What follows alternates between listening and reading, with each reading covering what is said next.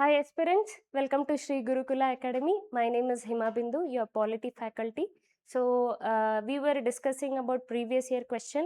ನಾವು last classes ಎಲ್ಲ ನಾವು ಫಸ್ಟ್ ಚಾಪ್ಟರ್ ಸೆಕೆಂಡ್ ಚಾಪ್ಟರ್ನ ಕಂಪ್ಲೀಟ್ ಮಾಡಿದ್ವಿ.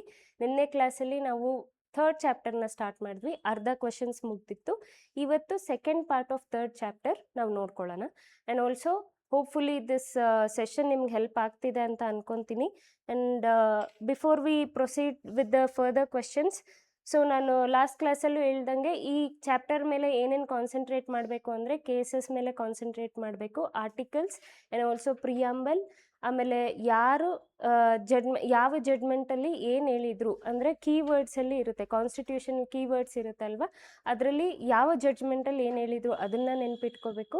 So all this things are very important. ಶೆಡ್ಯೂಲ್ಸ್ನ ನೆನ್ಪಿಟ್ಕೊಳ್ಬೇಕಾಗುತ್ತೆ. Features of constitution, parliamentary, last ಕ್ಲಾಸಲ್ಲಿ ನಾವು ಡಿಸ್ಕಸ್ ಮಾಡ್ದಂಗೆ ಪಾರ್ಲಿಮೆಂಟ್ರಿ, ಕಾನ್ಸ್ಟಿಟ್ಯೂಷನಲ್, ಡೆಮೋಕ್ರಸಿ, ಇದರಲ್ಲಿಂದ ಕ್ವೆಶನ್ಸ್ ತೆಗೆದು ನಿಮಗೆ ಕೇಳ್ತಾರೆ. ಸೊ ಇದ್ರ ಮೇಲೆ ಕಾನ್ಸಂಟ್ರೇಷನ್ ಮಾಡಬೇಕಾಗುತ್ತೆ. So will begin with the session today. So session, what is the session? ಇದರಲ್ಲಿ ನೀವು ಯಾರ್ಯಾರು ಯಾವ್ಯಾವ ಎಕ್ಸಾಮ್ಸ್ಗೆ ಪ್ರಿಪೇರ್ ಆಗ್ತಿದ್ದೀರಾ ಅಲ್ವಾ, ಸೊ ಈ ಸ್ಲೈಡಲ್ಲಿ ಯಾವ ಕ್ವೆಶನ್ಸಲ್ಲಿ ಯಾವ ಎಕ್ಸಾಮಿಂದ ಏನು ಕ್ವೆಶನ್ಸ್ ಬರುತ್ತೆ ಅಂತ ಹೇಳ್ಬಿಟ್ಟು ಈ ಸ್ಲೈಡ್ಸ್ನ ನೋಡಿಕೊಂಡು ನೀವು ರೆಫರ್ ಮಾಡ್ಕೋಬೋದು questions. And to begin with the first question. So ನಾನು ಲಾಸ್ಟ್ ಕ್ಲಾಸಲ್ಲಿ ಈ ಕ್ವೆಶನ್ನ ಸಾಲ್ವ್ ಮಾಡಿದ್ದೆ. Okay, there is one thing to be noted here. ಈ ಕ್ವೆಶನ್ನ ನಾನು ಏನಕ್ಕೆ ಮತ್ತೆ ತಗೊಂಡಿದ್ದೀನಿ ಈ ಸೆಷನಲ್ಲಿ ಅಂದರೆ, same question can be repeated like this also. See, ಇಲ್ಲಿ ಏನು ಕೊಟ್ಟಿದ್ದಾರೆ ಅಂತ ಹೇಳಿದ್ರೆ, parliamentary system of government is in India. ಇದು ಆ್ಯಕ್ಚುಲಿ ನಾವು ಲಾಸ್ಟ್ ಕ್ಲಾಸಲ್ಲಿ ಡಿಸ್ಕಸ್ ಮಾಡಿದ್ವಿ. Okay, in India parliamentary system of government in India ಯಾವುದು ಅಂತ.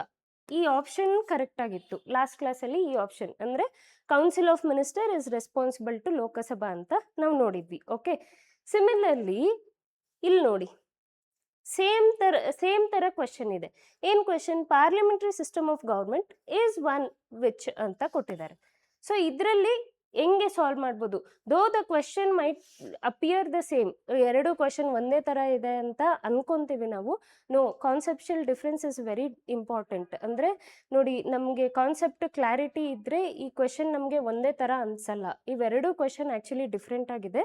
ಸೊ ಹೆಂಗೆ ಡಿಫ್ರೆಂಟ್ ಆಗಿದೆ ಅಂತ ನಾನು ಹೇಳ್ತೀನಿ. Okay, will begin with the option first. All political parties in the parliament are represented in the government. First, okay, the government is responsible to the parliament and can be removed by it. Okay, third is government is elected by the people and cannot be removed by them. Government is chosen by the parliament but cannot be removed by it before the completion of fixed term. So ನಾವು ಈ same thing ಇಲ್ಲಿ parliamentary system ಬೇರೆ ಥರ option ಇದೆ ಅಲ್ವಾ. ಇಲ್ಲಿ ನಾವು ನೋಡೋದಾದ್ರೆ ಪಾರ್ಲಿಮೆಂಟ್ ರೆಸ್ಪಾನ್ಸಿಬಲ್ ಅಂತ ಇದೆ. ಇಲ್ಲಿ ಏನು ಕೊಟ್ಟಿದ್ದಾರೆ ಅಂತ ಹೇಳಿದ್ರೆ, ಇಲ್ಲಿ ರೆಸ್ಪಾನ್ಸಿಬಲ್ ಪ್ಲಸ್ ರಿಮೂವ್ ಆಗುತ್ತಾ ಇಲ್ವಾ, ಗೌರ್ಮೆಂಟ್ ಅನ್ನೋದು ರಿಮೂವ್ ಆಗುತ್ತಾ ಇಲ್ವಾ ಅಂತ ಕೊಟ್ಟಿದ್ದಾರೆ.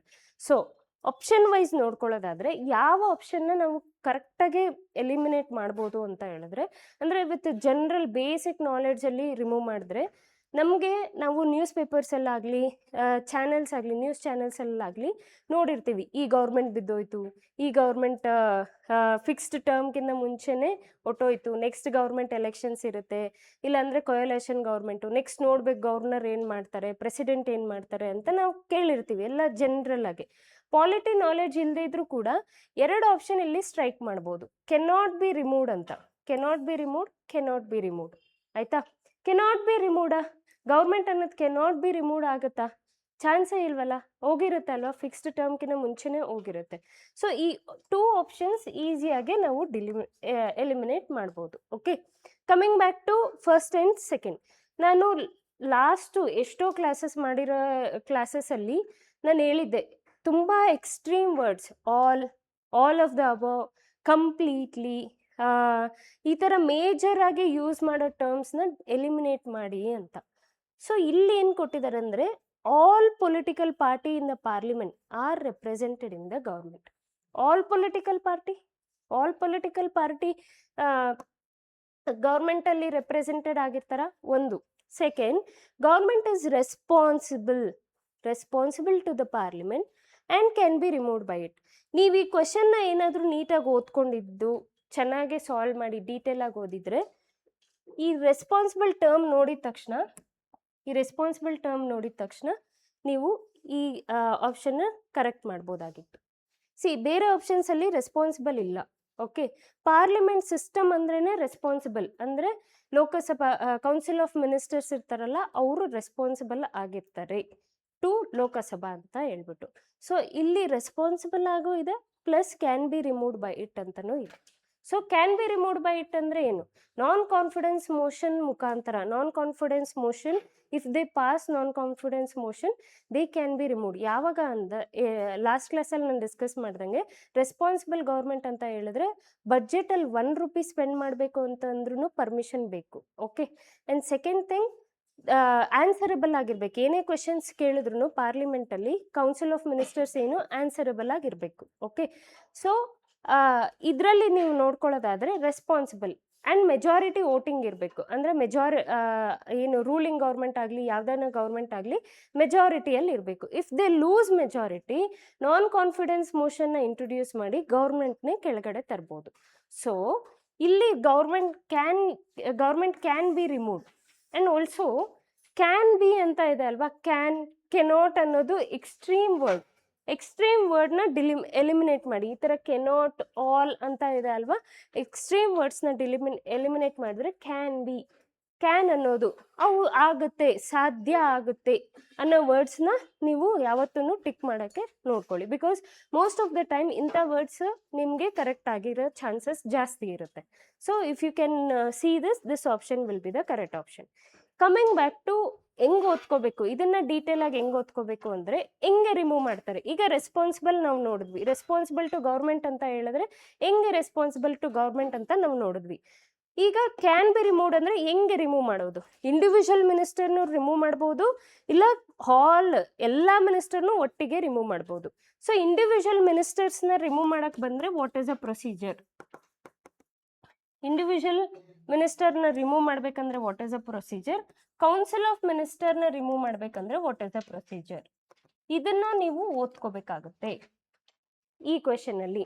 ಅರ್ಥ ಆಗ್ತಿದೆ ಅಲ್ವಾ? ಕ್ಯಾನ್ ಬಿ ರಿಮೂವ್ಡ್ ಅಂದ್ರೆ ಯಾರನ್ನೂ ರಿಮೂವ್ ಮಾಡೋಕ್ಕಾಗಲ್ಲ, ಇಂಡಿವಿಜುವಲ್ಲು ಸಪ್ರೇಟ್ ಆಗಿ ಡಿಫ್ರೆನ್ಶಿಯೇಟ್ ಮಾಡಿ ಓದ್ಕೊಳ್ಳಿ. ಇಂಡಿವಿಜುವಲ್ನ ಹೆಂಗ್ ರಿಮೂವ್ ಮಾಡ್ತಾರೆ and also council of minister entire ಮಿನಿಸ್ಟರ್ಸ್ನ ಹೆಂಗ್ ರಿಮೂವ್ ಮಾಡ್ತಾರೆ ಅನ್ನೋದನ್ನ ನೋಡ್ಕೋಬೇಕು. ಸೆಕೆಂಡ್, ನಾನ್ ಕಾನ್ಫಿಡೆನ್ಸ್ ಮೋಷನ್ ಅಂತ ನಾನು ಮಾತಾಡಿದೆ. ನಾನ್ ಕಾನ್ಫಿಡೆನ್ಸ್ ಮೋಷನ್ ಅನ್ನೋದು ಯಾವ ಹೌಸಲ್ಲಿ ಮಾತ್ರ ಪಾಸ್ ಮಾಡೋಕ್ಕಾಗುತ್ತೆ. ಎರಡೂ ಹೌಸಲ್ಲಿ ಪಾಸ್ ಮಾಡ್ಬೋದಾ? ಚಾನ್ಸ್ ಇಲ್ಲ. ಓನ್ಲಿ ಲೋಕಸಭಾದಲ್ಲಿ ಮಾತ್ರನೇ ನಾವು ನಾನ್ ಕಾನ್ಫಿಡೆನ್ಸ್ ಮೋಷನ್ನ ಪಾಸ್ ಮಾಡೋಕ್ಕಾಗುತ್ತೆ. And also non confidence motion ಲೋಕಸಭಾದಲ್ಲೇ ಯಾಕೆ ಪಾಸ್ ಮಾಡಬೇಕು, ರಾಜ್ಯಸಭಾದಲ್ಲಿ ಯಾಕೆ ಪಾಸ್ ಮಾಡೋಕ್ಕಾಗಲ್ಲ, ಇದು ಕೂಡ ನೀವು ಓದ್ಕೋಬೇಕು. This is S.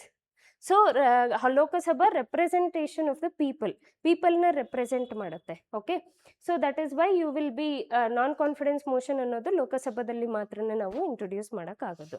And also this is how you will be reading this question. Individual minister ಇದು plus along with this study about non confidence motion.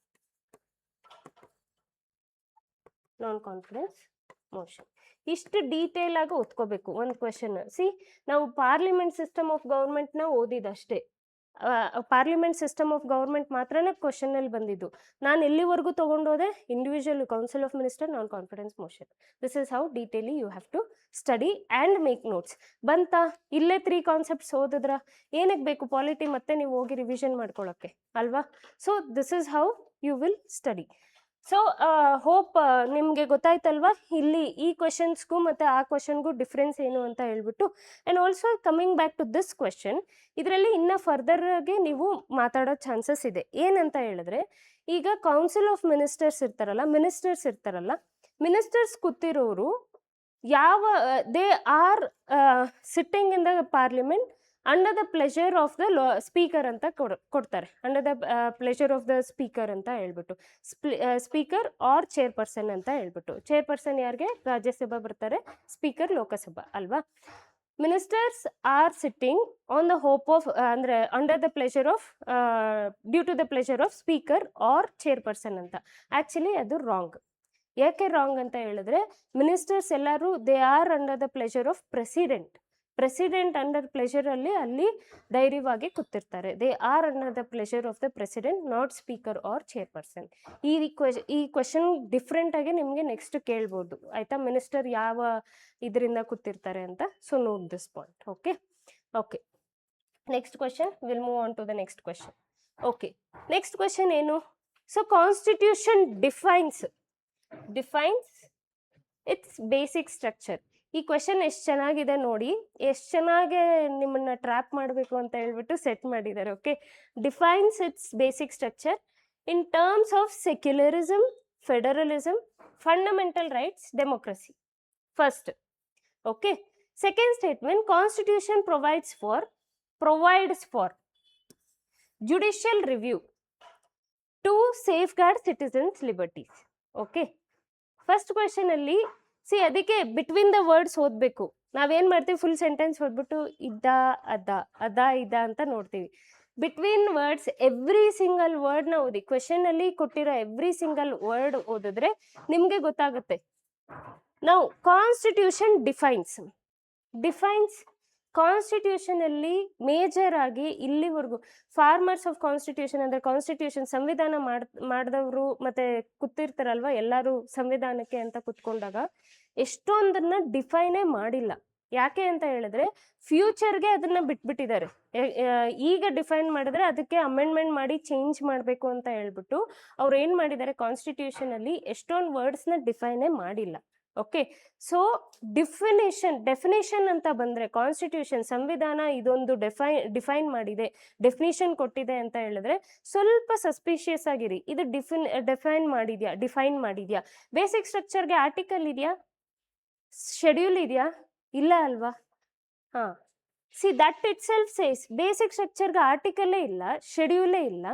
How come define ಮಾಡುತ್ತೆ ಅದನ್ನ ಡಿಫೈನ್ ಏನ್ ಮಾಡಬೇಕು ಅಂತ ಹೇಳಿದ್ರೆ ಅದಕ್ಕೊಂದು ಆರ್ಟಿಕಲ್ಸ್ ತರಬೇಕು, ಶೆಡ್ಯೂಲ್ಸ್ ತರಬೇಕು, ಆಮೇಲೆ ಎಕ್ಸ್ಪರ್ಟೀಸ್ ನಾಲೆಡ್ಜ್ ಬೇಕು, ಎಲ್ಲಾನು ಡೆಫಿನಿಷನ್ ಹಾಕಿ ಕೊಡ್ಬೇಕಾಗುತ್ತೆ. ಇವಾಗ ನಿನ್ನೆ ಕ್ಲಾಸಲ್ಲಿ ಮಾತಾಡಿದೆ, ನಾನೊಂದು ಕ್ವೆಶನ್ ಕೇಳಿದೆ, ಗ್ರಾಮಸಭಾ ಅನ್ನೋದು ಡಿಫೈನ್ ಮಾಡಿದ್ಯಾ ಕಾನ್ಸ್ಟಿಟ್ಯೂಷನ್ ಅಲ್ಲಿ ಅಂತ.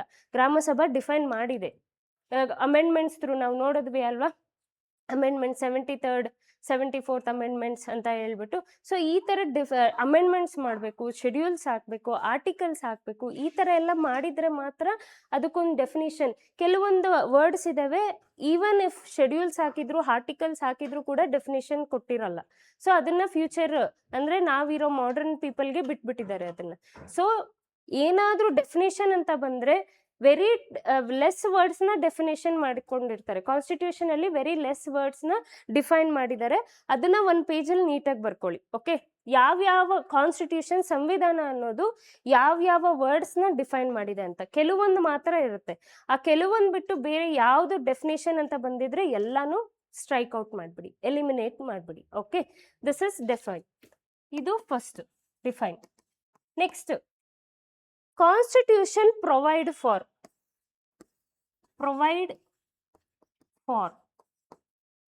ಈಗ ಡಿಫ್ರೆನ್ಸ್ ಏನು? ಕಾನ್ಸ್ಟಿಟ್ಯೂಷನ್ ಡಿಫೈನ್ ಅಂದ್ರೆ ಡೆಫಿನೇಷನ್ ಏನು, ಈ ತರ ಇದೆ, ಹಿಂಗಿದೆ ಅಂತ ಹೇಳ್ಬಿಟ್ಟು. ಪ್ರೊವೈಡ್ಸ್ ಫಾರ್ ಅಂತ ಹೇಳಿದ್ರೆ ಕೊಡೋದು. ಕಾನ್ಸ್ಟಿಟ್ಯೂಷನ್ ಸಂವಿಧಾನ ಅನ್ನೋದು ಒಂದು ಆರ್ಟಿಕಲ್ ಮುಖಾಂತರ ನಿಮ್ಗಿದು ಕೊಡ್ತಾ ಇದೆ. Example, fundamental rights article 14 right to equality before the law ಅಂತ ಇದೆ ಅಲ್ವಾ, ಅದು ನಿಮ್ಗೆ ಏನ್ ಮಾಡ್ತಾ ಇದೆ, ಸಂವಿಧಾನ ಅನ್ನೋದೇ ನಿಮ್ಗೆ ಕೊಡ್ತಾ ಇದೆ. ಪ್ರೊವೈಡ್ ಫಾರ್ ಅನ್ನೋದು ಇದು ಮೀನಿಂಗ್. ಈ ಜುಡಿಷಿಯಲ್ ರಿವ್ಯೂ ಅಂತ ಏನಿದೆ ಅಲ್ವಾ, ಜುಡಿಷಿಯಲ್ ರಿವ್ಯೂ ಅನ್ನೋದು ರೀಸೆಂಟ್ ಕಾನ್ಸೆಪ್ಟ್. ಜುಡಿಷಿಯಲ್ ರಿವ್ಯೂ ಅನ್ನೋದು ಒರಿಜಿನಲ್ ಆಗಿ ಇರಲಿಲ್ಲ. ಓಕೆ, ಜುಡಿಷಿಯಲ್ ರಿವ್ಯೂ ನಮಗೆ ಬೇಸಿಕ್ ಸ್ಟ್ರಕ್ಚರ್ಸ್ ಎಲ್ಲ ಬರುತ್ತೆ ಅಲ್ವಾ, ಡ್ಯೂರಿಂಗ್ ನ್ಯಾಷನಲ್ ಎಮರ್ಜೆನ್ಸಿ ಅದೆಲ್ಲ ಆ ಟೈಮಲ್ಲಿ ಜುಡಿಷಿಯಲ್ ರಿವ್ಯೂ ಅನ್ನೋದು ಬರುತ್ತೆ. ಓಕೆ, ಸೊ ಈ provides for judicial review to safeguard citizen liberties ಅಂತ ಹೇಳಿದ್ರೆ ತಪ್ಪಾಗುತ್ತೆ.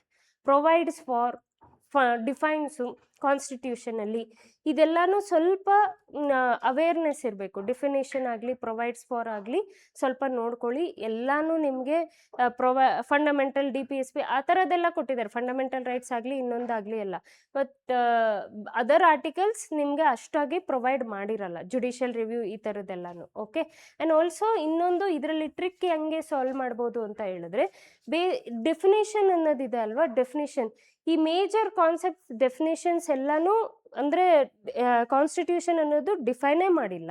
ಹೌ ಕಮ್ ಬೇಸಿಕ್ ಸ್ಟ್ರಕ್ಚರ್, ಅದು ಬೇಸಿಕ್ ಸ್ಟ್ರಕ್ಚರ್ ಯಾವಾಗ ಆಮೇಲೆ ಬಂದಿದ್ದು, ಸಂವಿಧಾನ ಅನ್ನೋದು ಆದ್ಮೇಲೆ ಬಂದಿದ್ದಲ್ವಾ. ಆ ಟ್ರಿಕ್ಕು ಆ ಲಾಜಿಕ್ ಪ್ರಕಾರ ಹೋದ್ರೆ definition of basic structure define ಮಾಡಿರೋದು ಕಡಿಮೆ ಇರುತ್ತೆ, ಚಾನ್ಸಸ್ ಕಡಿಮೆ ಇರುತ್ತೆ. So eliminate this option. So second judicial review ಕೂಡ ನಮಗೆ ಡೆಫಿನೇಷನ್ ಇದೇ ಮಾಡದೇ ಇದ್ಮೇಲೆ ಇದೇನು ಹೆಂಗೆ ಮಾಡೋಕ್ಕಾಗತ್ತೆ ಅಥವಾ ಕೊಡಕ್ಕೆ ಹೆಂಗಾಗುತ್ತೆ ಅನ್ನೋ ಲಾಜಿಕ್ ಪ್ರಕಾರ ಓದಿದ್ರೆ ನೀವು ಈ ಆಪ್ಷನ್ಗೆ ಬರ್ತೀರಾ. Neither 1 nor 2. ಮ್ಯಾಮ್ ಹೇಳ್ತಾ ಇದ್ರು ನೀದರ್ 1 nor 2 ಬಂದರೆ ಮೋಸ್ಟ್ ಆಫ್ ದ ಟೈಮ್ ತಪ್ಪಿರುತ್ತೆ ಅಂತ. ಸೊ ಬ್ಲೈಂಡಾಗೆ ನಂಬಕ್ಕೆ ಹೋಗ್ಬೇಡಿ. 80 to 90% ಚಾನ್ಸಸ್ ನೀದರ್ 1 nor 2 ಅಂತ ಬಂದರೆ ಇರಲ್ಲ. ಬಟ್ ಈ ಥರ 1% ಬಂದ್ಬಿಡುತ್ತೆ. ಆವಾಗ ಸ್ವಲ್ಪ ಒಂಚೂರು you have to use your knowledge, polity knowledge, ಮತ್ತು ಲಾಜಿಕ್ ಆಗಿ ಸಾಲ್ವ್ ಮಾಡ್ಕೋಬೇಕು. ಓಕೆ, ನಾವು ಕಮ್ಮಿಂಗ್ ಬ್ಯಾಕ್ ಟು ಇದರಲ್ಲಿ ಏನೇನು ಓದ್ಕೋಬೇಕು. First know about basic structure, ಯಾವ ಜಡ್ಜ್ಮೆಂಟಲ್ಲಿ ಬೇಸಿಕ್ ಸ್ಟ್ರಕ್ಚರ್ ಬರುತ್ತೆ ಅಂತ ಓದ್ಕೊಳ್ಳಿ. ಅದಾದಮೇಲೆ ಬೇಸಿಕ್ ಸ್ಟ್ರಕ್ಚರು ಆ್ಯಡ್ ಆನ್ ಆಗ್ತಾ ಹೋಗ್ತಾ ಇರುತ್ತೆ. ಓಕೆ, ನಾಳೆ ದಿನ ಯಾವುದೋ ಒಂದು ಇವಾಗ ಫಾರ್ ಎಕ್ಸಾಂಪಲ್ ಜಡ್ಜ್ಮೆಂಟು ಅಥವಾ ಕೇಸ್ ಬರುತ್ತೆ ಅಂತ ಅಂದ್ಕೊಳ್ಳಿ, ಅದನ್ನು ಬೇಸಿಕ್ ಸ್ಟ್ರಕ್ಚರಲ್ಲಿ ಹಾಕೋ ಸಾಧ್ಯತೆ ಇರುತ್ತೆ. ಓಕೆ, ಸೊ ಇದನ್ನೆಲ್ಲನೂ basic structure and basic structure ಇಂದ ಏನೇನು ಬಂತು, what are the outcomes, basic ಸ್ಟ್ರಕ್ಚರಿಂದ ಏನೇನು ಬಂತು ಅದನ್ನು ನೋಡ್ಕೊಳ್ಳಿ. ಆ್ಯಂಡ್ ಆಲ್ಸೋ ಜುಡಿಷಿಯಲ್ ರಿವ್ಯೂ ಅನ್ನೋದು ಯಾವಾಗ ಬಂದಿತ್ತು ಅಂತ ಹೇಳಿದ್ರೆ, ದೇರ್ ಇಸ್ ಫರ್ದರ್ ಸ್ಲೈಡ್ಸಲ್ಲಿ 9th ಶೆಡ್ಯೂಲ್ ಅಂತಲೂ ಬರುತ್ತೆ. ಸೊ ಜುಡಿಷಿಯಲ್ ರಿವ್ಯೂ ಅನ್ನೋದು ಬೀರುಬಾರಿ ಕೇಸಲ್ಲಿ ಹೇಳ್ತಾರೆ. ಬೀರುಬಾರಿ ಕೇಸಲ್ಲಿ ಏನಾಗುತ್ತೆ ಅಂತ ಹೇಳಿದ್ರೆ 9th ಶೆಡ್ಯೂಲು ಏನೇ ಆಗಲಿ, ಲಾ ಏನೇ ಆಗಿರಲಿ 9th ಶೆಡ್ಯೂಲಲ್ಲಿ ಹಾಕಿದ್ರೆ, ಪಾರ್ಲಿಮೆಂಟ್ ಆಗಲಿ ಸ್ಟೇಟ್ ಲಾ ಆಗಲಿ, ಜುಡಿಷರಿ ಬಂದು ನೋಡಂಗಿರಲಿಲ್ಲ ಅಥವಾ ಅದನ್ನು ರಿವ್ಯೂ ಮಾಡಂಗಿರಲಿಲ್ಲ ಅನ್ನೋದಿತ್ತು. ಅಂದರೆ ಮುಟ್ಲೇಬಾರ್ದು 9th ಶೆಡ್ಯೂಲ್ ಅಂತ ಇದ್ದಿದ್ದು. ಬಟ್ ಬೀರುಬಾರಿ 1916 ಕೇಸಲ್ಲಿ ಏನಾಗುತ್ತೆ ಅಂತ ಹೇಳಿದ್ರೆ, ಇಲ್ಲ, ಯಾವುದೇ ಪಾರ್ಲಿಮೆಂಟ್ ಲಾ ಆಗಲಿ ಸ್ಟೇಟ್ ಲಾ ಆಗಲಿ ಪಾಸ್ ಆದರೆ ಅದನ್ನು it will come under judicial review. Judiciary ಹೋಗ್ಬಿಟ್ಟು ರಿವ್ಯೂ ಮಾಡ್ಬೋದು.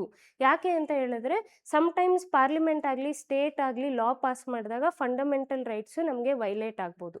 ಫಂಡಮೆಂಟಲ್ ರೈಟ್ಸು ವೈಲೇಟ್ ಆಗೋ ಹಾಗಿಲ್ಲ, ಬಿಕಾಸ್ ಅದು ಕಾನ್ಸ್ಟಿಟ್ಯೂಷನಿಂದನೇ ಬಂದಿರೋದು. ಆ್ಯಂಡ್ ಆಲ್ಸೋ ಫಂಡಮೆಂಟಲ್ ರೈಟ್ಸ್ ಕೂಡ ಬೇಸಿಕ್ ಸ್ಟ್ರಕ್ಚರಲ್ಲಿ ಹಾಕಿದ್ದಾರೆ. So this is how you will read this question. ಅರ್ಥ ಆಯ್ತಾ? Okay.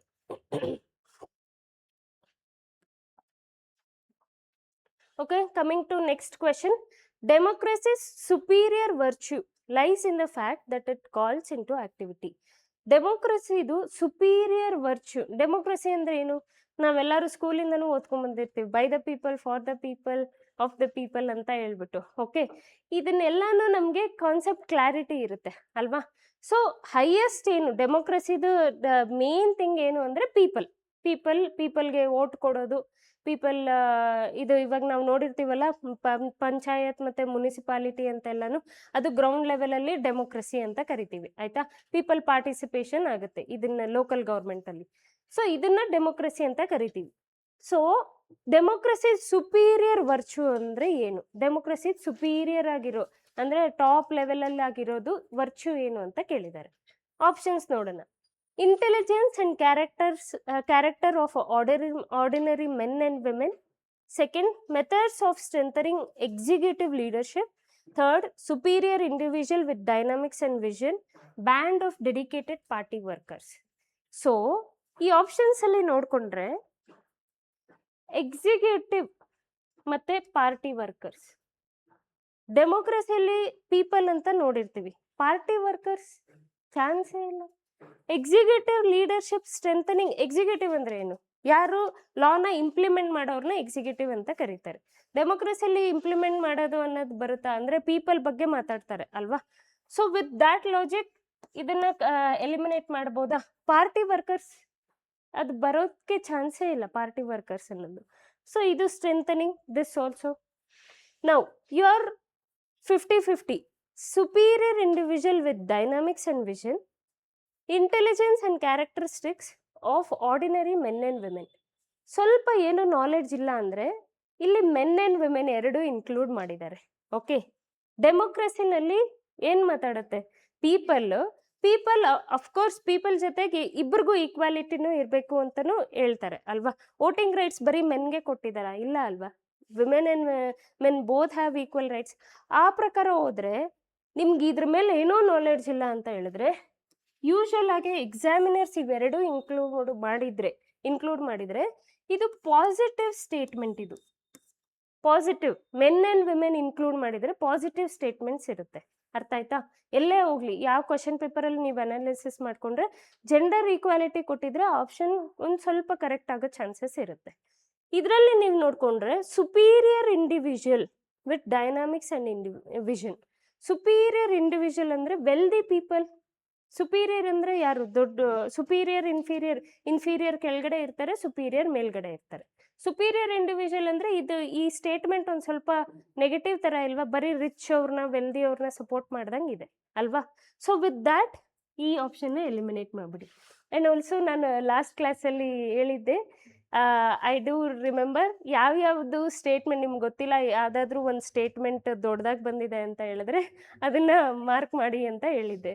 C, don't you think this statement is pretty long ಅಲ್ವಾ? ಸಿ, ಇದು ಲಾಜಿಕ್, ನೀವು ಇದನ್ನು ಬ್ಲೈಂಡಾಗಿ ನಂಬಕ್ಕೆ ಹೋಗ್ಬಿಡಿ, ಜನರಲ್ ಆಗಿ ಹೇಳ್ತಾ ಇರೋದು. ಅನಾಲಿಸಿಸ್ ನೋಡಿಕೊಂಡ್ರೆ ಪೇಪರಲ್ಲಿ ದೊಡ್ಡ ಸ್ಟೇಟ್ಮೆಂಟ್ಸ್ ಯಾವುದಿರುತ್ತೆ ಅಲ್ವಾ, ಅಥವಾ ತೀರಾ ಚಿಕ್ಕ ಸ್ಟೇಟ್ಮೆಂಟ್ಸ್ ಇರುತ್ತಲ್ಲ, ಮೋಸ್ಟ್ ಆಫ್ ದ ಟೈಮ್ ಅದು ಕರೆಕ್ಟಾಗಿರುತ್ತೆ. ಬ್ಲೈಂಡಾಗಿ ಹೋಗ್ಬೇಡಿ, ಹೇಳ್ತಾ ಇರೋದು. Okay, so this option is correct. Okay, next question, what is the correct relationship between rights ಮತ್ತು ಡ್ಯೂಟೀಸ್ ಅಂತ ಕೊಟ್ಟಿದ್ದಾರೆ. ಏನು ರಿಲೇಶನ್ಶಿಪ್ ಬಿಟ್ವೀನ್ ರೈಟ್ಸ್ ಮತ್ತು ಡ್ಯೂಟೀಸ್? ಆಪ್ಷನ್ ನೋಡ್ಕೊಳ್ಳೋಣ. First option, rights are correlative with duties. ಆಯ್ತಾ? Correlative with duties. Second, rights are personal and hence independent of society and duties. Rights, not duties, are important for the advancement of personality of citizen. Duties, not rights, are important for the stability of the state. Last one is correct. Last one is wrong. See, ಎರಡು option ಯಾವಾಗಲೂ suspicious ಆಗಿರ್ಬೇಕು. ನಾವು ಎಷ್ಟೋ ಒಂದು question solve ಮಾಡಿರೋದ್ರಲ್ಲಿ similar statements ಈ ಥರ ಕೊಟ್ಟಿದ್ರೆ ಸ್ವಲ್ಪ ನೀವು ಸಸ್ಪಿಷಿಯಸ್ ಆಗಿರಬೇಕು. ಇಲ್ಲಿ ನೋಡಿ, rights not duties. Okay, rights not duties, duties not rights, ಎರಡು ಒಂದೇ ಥರ ಇದೆ ಅಲ್ವಾ? Rights not duties, duties not rights ಅಂತ ಹೇಳ್ಬಿಟ್ಟು. ಸೊ ನಾವು ಎಷ್ಟೋ ಸ್ಟೇಟ್ಮೆಂಟ್ಸಲ್ಲಿ ಇದೇ ಟ್ರ್ಯಾಪ್ ಮಾಡ್ತಾ ಇದ್ದಾರೆ ನಿಮ್ಮನ್ನ, ಅಂದರೆ ಇದರಲ್ಲಿ ಯಾವುದಾದ್ರೂ ಒಂದಿರ್ಬೋದು ಅಂತ ಹೇಳ್ಬಿಟ್ಟು. So eliminate this option. ಯಾವ ಥರ ಈ ಥರ ಬಂದರೆ ಎಲಿಮಿನೇಟ್ ಮಾಡಿಬಿಡಿ ಈ ಥರ.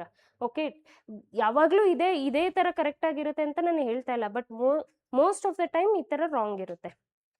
ಡ್ಯೂಟೀಸ್ ಇಲ್ಲದೆ ರೈಟ್ಸ್ ಇರೋಕ್ಕಾಗುತ್ತಾ? ರೈಟ್ಸ್ ಇಲ್ಲದೆ ಡ್ಯೂಟೀಸ್ ಇರೋಕ್ಕಾಗುತ್ತಾ? ಅಥವಾ ಡ್ಯೂಟೀಸ್ ಇಲ್ಲದೆ ರೈಟ್ಸ್ ಇರೋಕ್ಕಾಗುತ್ತಾ? ಎರಡೂ ಜೊತೆಗಿರಬೇಕು ಅಲ್ವಾ? ನಿಮಗೆ ರೈಟ್ಸ್ ಕೊಟ್ಟಿದ್ದಾರೆ ಅಂತ ಹೇಳಿದ್ರೆ, ನಿಮಗೆ ಫ್ರೀಡಮ್ ಕೊಟ್ಟಿದ್ದಾರೆ ಪಾರ್ಕಲ್ಲಿ ಓಡಾಡಬೇಕು ಅಂತ, ಆ್ಯಂಡ್ ಆಲ್ಸೋ ನಿಮಗೆ ಡ್ಯೂಟಿ ಕೂಡ ಇದೆ, ಅದನ್ನು ಪ್ರೊಟೆಕ್ಟ್ ಮಾಡಬೇಕು ನೀವು ಅಂತ ಹೇಳ್ಬಿಟ್ಟು. ಆಯಿತಾ? ಮರನ ನೀವು ಅರ್ಬನೈಸೇಷನ್ ಮಾಡ್ಬೋದು ಅಲ್ವಾ? ರೋಡ್ಗಳು ಕಟ್ಸ್ಬೋದು, ಬಿಲ್ಡಿಂಗ್ಸ್ನು ಕಟ್ಸ್ಬೋದು. ಅಟ್ ದ ಸೇಮ್ ಟೈಮ್ ನಮಗೆ ಇವಾಗ ಎನ್ವೈರನ್ಮೆಂಟಲ್ ಡ್ಯೂಟೀಸ್ ಕೂಡ ಇದೆ. ಅಂದರೆ ಇವಾಗ ಮರನ ಸುಮ್ಮನೆ ಕಡಿಯೋ ಹಾಗಿಲ್ಲ. ಅಲ್ಲೇನಾನ ನಾವು ಎಸ್ಟಾಬ್ಲಿಷ್ ಬಿಲ್ಡಿಂಗು ಅಥವಾ ಏನಾರ ರೋಡ್ಸ್ ಮಾಡ್ತಿದ್ದೀವಿ ಅಂದರೆ ಟೆಕ್ನಾಲಜಿ ಪ್ರಕಾರ ಇವಾಗ ಮರನೇ ಶಿಫ್ಟ್ ಮಾಡ್ತಾ ಇದ್ದೀವಿ ಅಲ್ವಾ? ನೋಡಿರ್ತೀರ ಅಲ್ವಾ ನೀವೆಲ್ಲನೂ, ಕೆಲವೊಂದು ರೋಡ್ಸಲ್ಲಿ ಡಿಗ್ ಮಾಡಿಕೊಂಡು ಮರಾಗ ಮಾತ್ರ ಬಿಟ್ಟು ಹೋಗಿರ್ತಾರೆ. So this is what duties. Rights ನಿಮಗೆ ಕೊಟ್ಟಿದ್ರೆ ಡ್ಯೂಟೀಸ್ ಕೂಡ ಇರಬೇಕು, ಎರಡೂ ಜೊತೆಗಿರಬೇಕು. ಅದನ್ನು ಕೋರಿಲೇಟಿವ್ ಅಂತ ಕರೀತಾರೆ. Rights are correlative with duties, ಎರಡೂ ಒಟ್ಟಿಗೆ ಇರಬೇಕು, ಒಂದು ಇನ್ನೊಂದು ಇರೋಕ್ಕಾಗಲ್ಲ. That is what here it is. Okay, this is speaking about fundamental rights and fundamental duties. ಇವೆರಡು ಏನು ಮಾತಾಡ್ತಾ ಇದೆ, ಈ ಕ್ವೆಶನ್ ಏನು ಮಾತಾಡ್ತಿದೆ ಅಂದರೆ, ಈ ಆಪ್ಷನ್ ಏನು ಮಾತಾಡ್ತಿದೆ, ಫಂಡಮೆಂಟಲ್ ರೈಟ್ಸ್ ಮತ್ತು ಡ್ಯೂಟೀಸ್ ಮಾತಾಡ್ತಿದ್ದಾರೆ. ಆ್ಯಂಡ್ ಆಲ್ಸೋ ಇದರಲ್ಲಿ ನೀವು ಹೆಂಗೆ ಓದ್ಕೋಬೇಕು ಅಂತ ಹೇಳಿದ್ರೆ, ಫಂಡಮೆಂಟಲ್ ರೈಟ್ಸ್, DPSP, ಇವೆರಡು ನಿಮಗೆ ಒರಿಜಿನಲ್ ಆಗಿ ಕಾನ್ಸ್ಟಿಟ್ಯೂಷನಲ್ಲಿ ಇರುತ್ತೆ. Do you think fundamental duties original ಕಾನ್ಸ್ಟಿಟ್ಯೂಷನಲ್ಲಿ ಇತ್ತಾ? ಇಲ್ಲ. ಯಾವಾಗ ಆ್ಯಡ್ ಆಗಿದ್ದು? 42nd amendment 19. Fantastic. Fundamental duties ಅನ್ನೋದು ಒರಿಜಿನಲ್ ಆಗಿ ಇರಲಿಲ್ಲ. ಓಕೆ, ರೈಟ್ಸ್ ಇದ್ಮೇಲೆ ಡ್ಯೂಟೀಸ್ ಯಾಕೆ ಬೇಕು ಅಂತ ಬಿಟ್ಬಿಟ್ಟಿದ್ರು. ಆಮೇಲೆ 42nd ಅಮೆಂಡ್ಮೆಂಟ್ 1976 ಫಂಡಮೆಂಟಲ್ ಡ್ಯೂಟೀಸ್ ಅನ್ನೋದು ಕಾನ್ಸ್ಟಿಟ್ಯೂಷನ್ಗೆ ಆ್ಯಡ್ ಮಾಡಿದ್ರು. ನೆನ್ಪಿಟ್ಕೊಳ್ಳಿ, ಇವಾಗ ಏನಾಗುತ್ತೆ ಅಂತ ಹೇಳಿದ್ರೆ, ಜನರಲ್ ಆಗಿ ಪಾಲಿಟಿ ಅವಾಗ ತಾನೇ ಸ್ಟಾರ್ಟ್ ಮಾಡಿರೋರಿಗೆ ಫಂಡಮೆಂಟಲ್ ರೈಟ್ಸು, ಡ್ಯೂಟೀಸು ಮತ್ತು DPSP ಇವೆಲ್ಲ ಒರಿಜಿನಲ್ ಆಗಿ ಬಂದ್ಬಿಟ್ಟಿದೆ ಅಂತ ಅನ್ಕೊಂತೀವಿ. ನೋ, ಯಾಕಂದರೆ ನೆಕ್ಸ್ಟ್ ಆದ್ಮೇಲೆ ಅದೇ ಚಾಪ್ಟರ್ಸ್ ಇರೋದು. ಸೊ ಇವೆಲ್ಲನೂ ನಮಗೆ ಒರಿಜಿನಲ್ ಆಗೇ ಇರುತ್ತೆ ಅಂತ ಅನ್ಕೊಂತೀವಿ. ನೋ, ಈ ಅಮೆಂಡ್ಮೆಂಟ್ ಪ್ರಕಾರ ಡ್ಯೂಟೀಸ್ ಆ್ಯಡ್ ಆನ್ ಆಗುತ್ತೆ. So that is how you have to study the question. ನಾನು ಈ ಕ್ವೆಶನ್ನ ಸಾಲ್ವ್ ಮಾಡ್ಬಿಟ್ಟು ನೆಕ್ಸ್ಟ್ ಕ್ವೆಶನ್ಗೆ ಹೋದರೆ ಅದು no use. Duties add on ಆಗಿತ್ತು. ಡ್ಯೂಟೀಸಲ್ಲಿ ಫಂಡಮೆಂಟಲ್ ಡ್ಯೂಟೀಸಲ್ಲಿ ಎಷ್ಟು ಆರ್ಟಿಕಲ್ಸ್ ಇದೆ. ಸೊ that is how you have to ಸ್ಟಡಿ. ಅರ್ಥ ಆಗ್ತಾ ಇದೆಯಾ? ಫಂಡಮೆಂಟಲ್ ಡ್ಯೂಟೀಸಲ್ಲಿ ಎಷ್ಟು ಆರ್ಟಿಕಲ್ಸ್ ಇದೆ ಅಂತ ಹೇಳ್ಬಿಟ್ಟು. Fundamental duties they might not give you so much question from that. Rights ಇದೆ ಅಲ್ವಾ, ಫಂಡಮೆಂಟಲ್ ರೈಟ್ಸು DPSP, ಇದರಲ್ಲಿ ಬರೋ ಇದರಲ್ಲಿ ಎವ್ರಿ ಇಯರ್ ನಿಮಗೆ ಕ್ವೆಶನ್ ಒಂದಾದರೂ ಬಂದೇ ಬರುತ್ತೆ. ರೈಟ್ಸು ಮತ್ತು duties,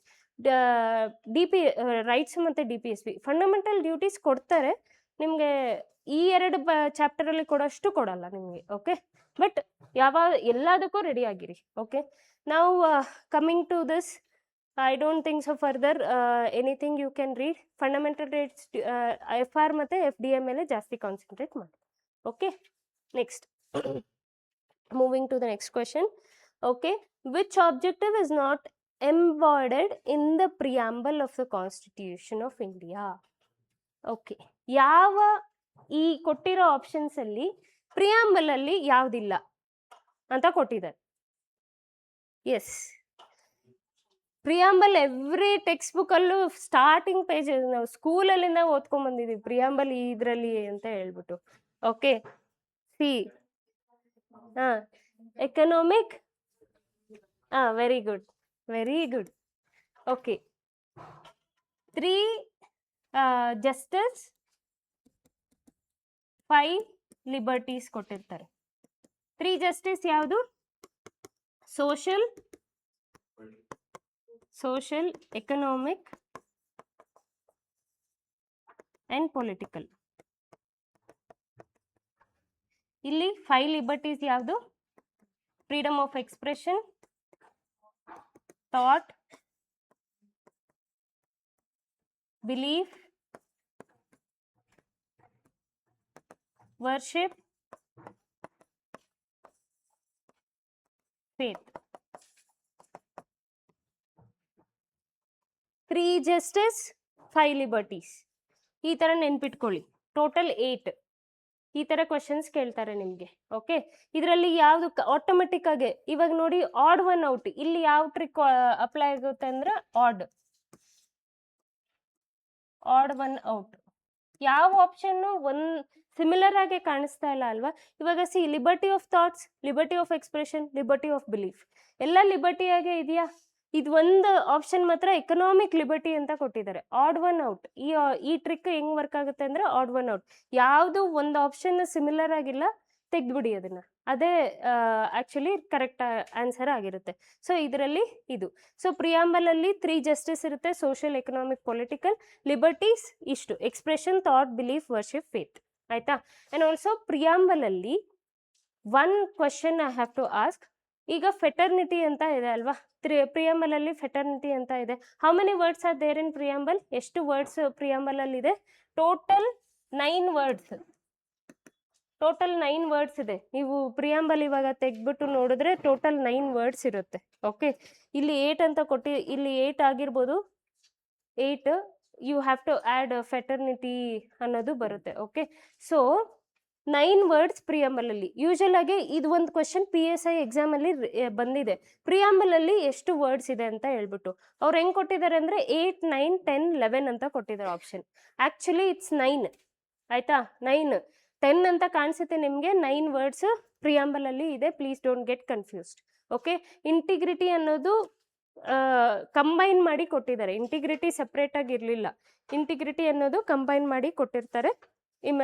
remember that. And also ಪ್ರಿಯಾಂಬಲಲ್ಲಿ ಕ್ವೆಶನ್ ಕೇಳ್ಬೋದು, ಫೆಟರ್ನಿಟಿ ಮತ್ತು ಇಂಟಿಗ್ರಿಟಿಯಲ್ಲಿ ಯಾವುದು ಒರಿಜಿನಲ್ ಅಂತ ಹೇಳ್ಬಿಟ್ಟು.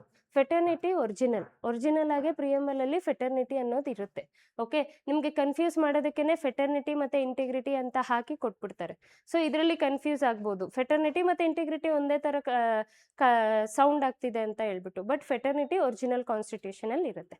Okay, coming to this furthermore, preamble ಯಾವ್ದಾಗಿರುತ್ತೆ, ಇವಾಗ ಪ್ರಿಯಾಂಬಲ್ ಅನ್ನೋದು ನಾವು ನೋಡ್ತೀವಿ ಅಲ್ವಾ, ಅದು ಹಿಸ್ಟ್ರಿ ನೋಡ್ಕೋಬೇಕು. ಆಬ್ಜೆಕ್ಟಿವ್ ರೆಸೊಲ್ಯೂಷನ್ ಸ್ಟಾರ್ಟ್ ಆಗಿರುತ್ತೆ. ಈ ಪ್ರಿಯಾಂಬಲ್ ನಾವೇನು ನೋಡ್ತೀವಲ್ವಾ ಅದ್ರದ್ದು ಹಿಸ್ಟ್ರಿ ಎಲ್ಲಿಂದ ಸ್ಟಾರ್ಟ್ ಆಗಿರುತ್ತೆ, moving of objective resolution by Jawaharlal Nehru. ಅರ್ಥ ಆಯ್ತಾ, ಅಸೆಂಬ್ಲಿಯಲ್ಲಿ. ಅದಾದ್ಮೇಲೆ ಲೇಟರ್ ಆನ್ ಆಬ್ಜೆಕ್ಟಿವ್ ರೆಸೊಲ್ಯೂಷನ್ ಏನಾಗುತ್ತೆ, ಕನ್ವರ್ಟ್ ಆಗ್ಬಿಟ್ಟು ಪ್ರಿಯಾಂಬಲ್ಗೆ ಟರ್ನ್ ಆಗುತ್ತೆ. Okay, understood with this. So preamble ಅಂತ ಹೇಳ್ತೀವಿ, ಪ್ರಿಯಾಂಬಲ್ ಇಂದ ಎಷ್ಟೋ ಕ್ವಶನ್ಸ್ ಈ ತರ ಬರುತ್ತೆ. They totally play on words, ಈ ತರ ವರ್ಡ್ಸ್ ಮೇಲೆ ನಿಮಗೆ ಗೇಮ್ ಆಡಿಸ್ತಾರೆ. ಸೊ ನೆನ್ಪಿಟ್ಕೊಳ್ಳಿ ಅದ್ರ ಬಗ್ಗೆ. ಅಂಡ್ ಆಲ್ಸೋ ಎವ್ರಿ ವರ್ಡ್ದು ಮೀನಿಂಗ್ ಏನು ಅಂತ ನೆನ್ಪಿಟ್ಕೋಬೇಕು. ಅರ್ಥ ಆಯ್ತಾ. ಇವಾಗ ಎಷ್ಟೋ ಜನಕ್ಕೆ ಸ್ಕೂಲ್ ಸ್ಟೂಡೆಂಟ್ಸ್ಗೆ ನಾನು ಕೇಳಿದ್ದೀನಿ, ರಿಪಬ್ಲಿಕ್ ಏನು ಅಂತಾನೆ ಗೊತ್ತಿರಲ್ಲ ಎಷ್ಟೋ ಜನಕ್ಕೆ. ವಾಟ್ ಈಸ್ ರಿಪಬ್ಲಿಕ್ ಅಂತ ಹೇಳಿದ್ರೆ, what is a difference between ರಿಪಬ್ಲಿಕ್ಗೆ ಮತ್ತೆ ಸಾವರಿನ್ಗೆ ಅಂತಾನೆ ಗೊತ್ತಿರಲ್ಲ. ಅದನ್ನ ಡಿಫ್ರೆನ್ಸ್ ನೋಡ್ಕೋಬೇಕು. They will ask the question, or question ಕೇಳದೇ ಇದ್ರು ಒಂದು ಆಫೀಸರ್ ಆಗೋ, ಫ್ಯೂಚರಲ್ಲಿ ಆಫೀಸರ್ ಆಗೋರಿಗೆ ಸಾವರ್ನಿಟಿ ಅನ್ನೋದೇನು ಗೊತ್ತಿಲ್ಲ, ರಿಪಬ್ಲಿಕ್ ಏನು ಅಂದ್ರೆ ಗೊತ್ತಿಲ್ಲ ಅಂದ್ರೆ what is a use of reading so much, ಇಷ್ಟಿಷ್ಟು ದಪ್ಪ ಬುಕ್ ಓದ್ಬಿಟ್ಟು. ಆಯ್ತಾ. So this is very important. ನಾನು ನೋಡಿರೋ ಪ್ರಕಾರ it's not like I am passing a negative thing, but ಕೇಳಿರೋ ಸ್ಟೂಡೆಂಟ್ಸ್ ಅಲ್ಲಿ ಸ್ಕೂಲ್ ಸ್ಟೂಡೆಂಟ್ಸ್ಗೆ most of the people republic ಹೇಳ್ಕೊಡ್ತಾ ಇಲ್ಲ.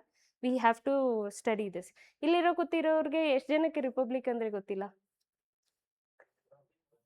ಗೊತ್ತಾ? ರಿಪಬ್ಲಿಕ್ ಮೀನಿಂಗ್ ಗೊತ್ತಿಲ್ಲ. That is what. See, republic ಅಂದ್ರೆ we are not under the rule of king or queen, we rule our self. ನಾವು ಮುಂಚೆ ಯಾರ ಕೈ ಕೆಳಗಡೆ ಇದ್ವಿ? ಬ್ರಿಟಿಷ್ ಕೈ ಕೆಳಗಡೆ ಇದ್ವಿ. ಬ್ರಿಟಿಷ್ ಯಾರು ರೂಲ್ ಮಾಡ್ತಾ ಇದ್ರು? ಕ್ವೀನ್ ಆರ್ ಕಿಂಗ್ ಕೂಡ ರೂಲ್ ಮಾಡ್ತಾ ಇದ್ರು ಅಲ್ವಾ. ರಿಪಬ್ಲಿಕ್ ಅಂದಿದ ತಕ್ಷಣನೇ ನೆನ್ಪಿಟ್ಕೊಳ್ಳಿ, ವಿ ಡೋಂಟ್ ಕಮ್ ಅಂಡರ್ ಆ ಥರ ರೂಲಿಂಗ್ ಅಲ್ಲಿ ನಾವು ಮೇಲೆ ಇರಲ್ಲ. ನಾವು ನಮ್ಮ ದೇಶನ ನಾವೇ ಆಳ್ವಿಕೆ ಮಾಡ್ತೀವಿ. That is called republic. ಅರ್ಥ ಆಯ್ತಾ? Please know the meaning of this. Okay, so this is the preamble question. Not embedded, ಇದು most of the people trick ಓದ್ತಿರ್ಬೇಕಾದ್ರೆ ಇದನ್ನ ಸ್ಕಿಪ್ ಮಾಡ್ಬಿಡ್ತಾರೆ, ನಾಟ್ ಅಂತ ಹೇಳ್ಬಿಟ್ಟು. ಸೊ ಕ್ವಶನ್ನ ನೀಟಾಗಿ ನೋಡ್ಕೊಳ್ಳಿ. Okay, next minds of makers of Constitution of India is reflected in which of the following?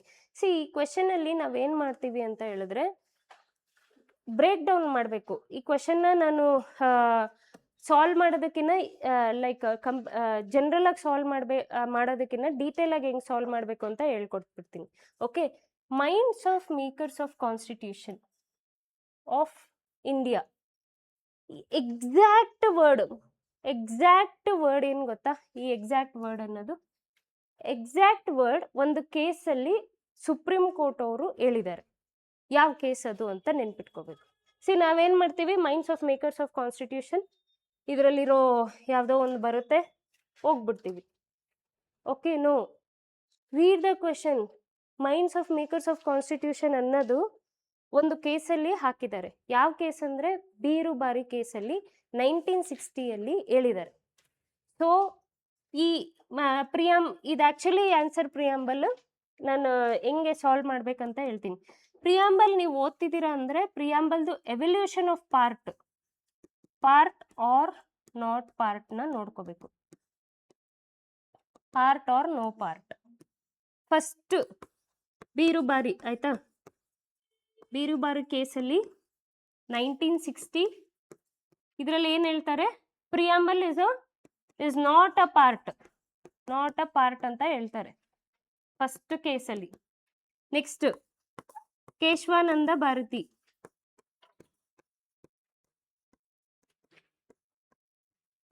Keshavananda ಭಾರತಿಯಲ್ಲಿ it is a part ಅಂತ ಹೇಳ್ತಾರೆ. ಇಟ್ ಈಸ್ ಅ ಪಾರ್ಟ್ ಅಂತ ಹೇಳ್ತಾರೆ. Okay, next LIC versus union of India. ಇದರಲ್ಲಿ ಏನಂತ ಹೇಳ್ತಾರೆ? It is a integral part ಅಂತ ಹೇಳ್ತಾರೆ.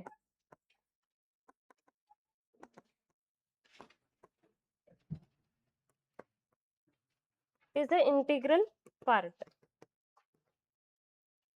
So this is how you have to remember. ಯಾವ ಆಮೇಲೆ ನೆಕ್ಸ್ಟ್ ಫೋರ್ತ್ ಒನ್ ಇದರಲ್ಲೇ ಬೀರುಬಾರಿಯಲ್ಲೇ ಆ್ಯಡ್ ಆನ್ ಮಾಡೋಣ. ನೆಕ್ಸ್ಟ್ ಇದರಲ್ಲಿ ಏನಂತ ಹೇಳ್ತಾರೆ ಅಂತ ಹೇಳಿದ್ರೆ minds of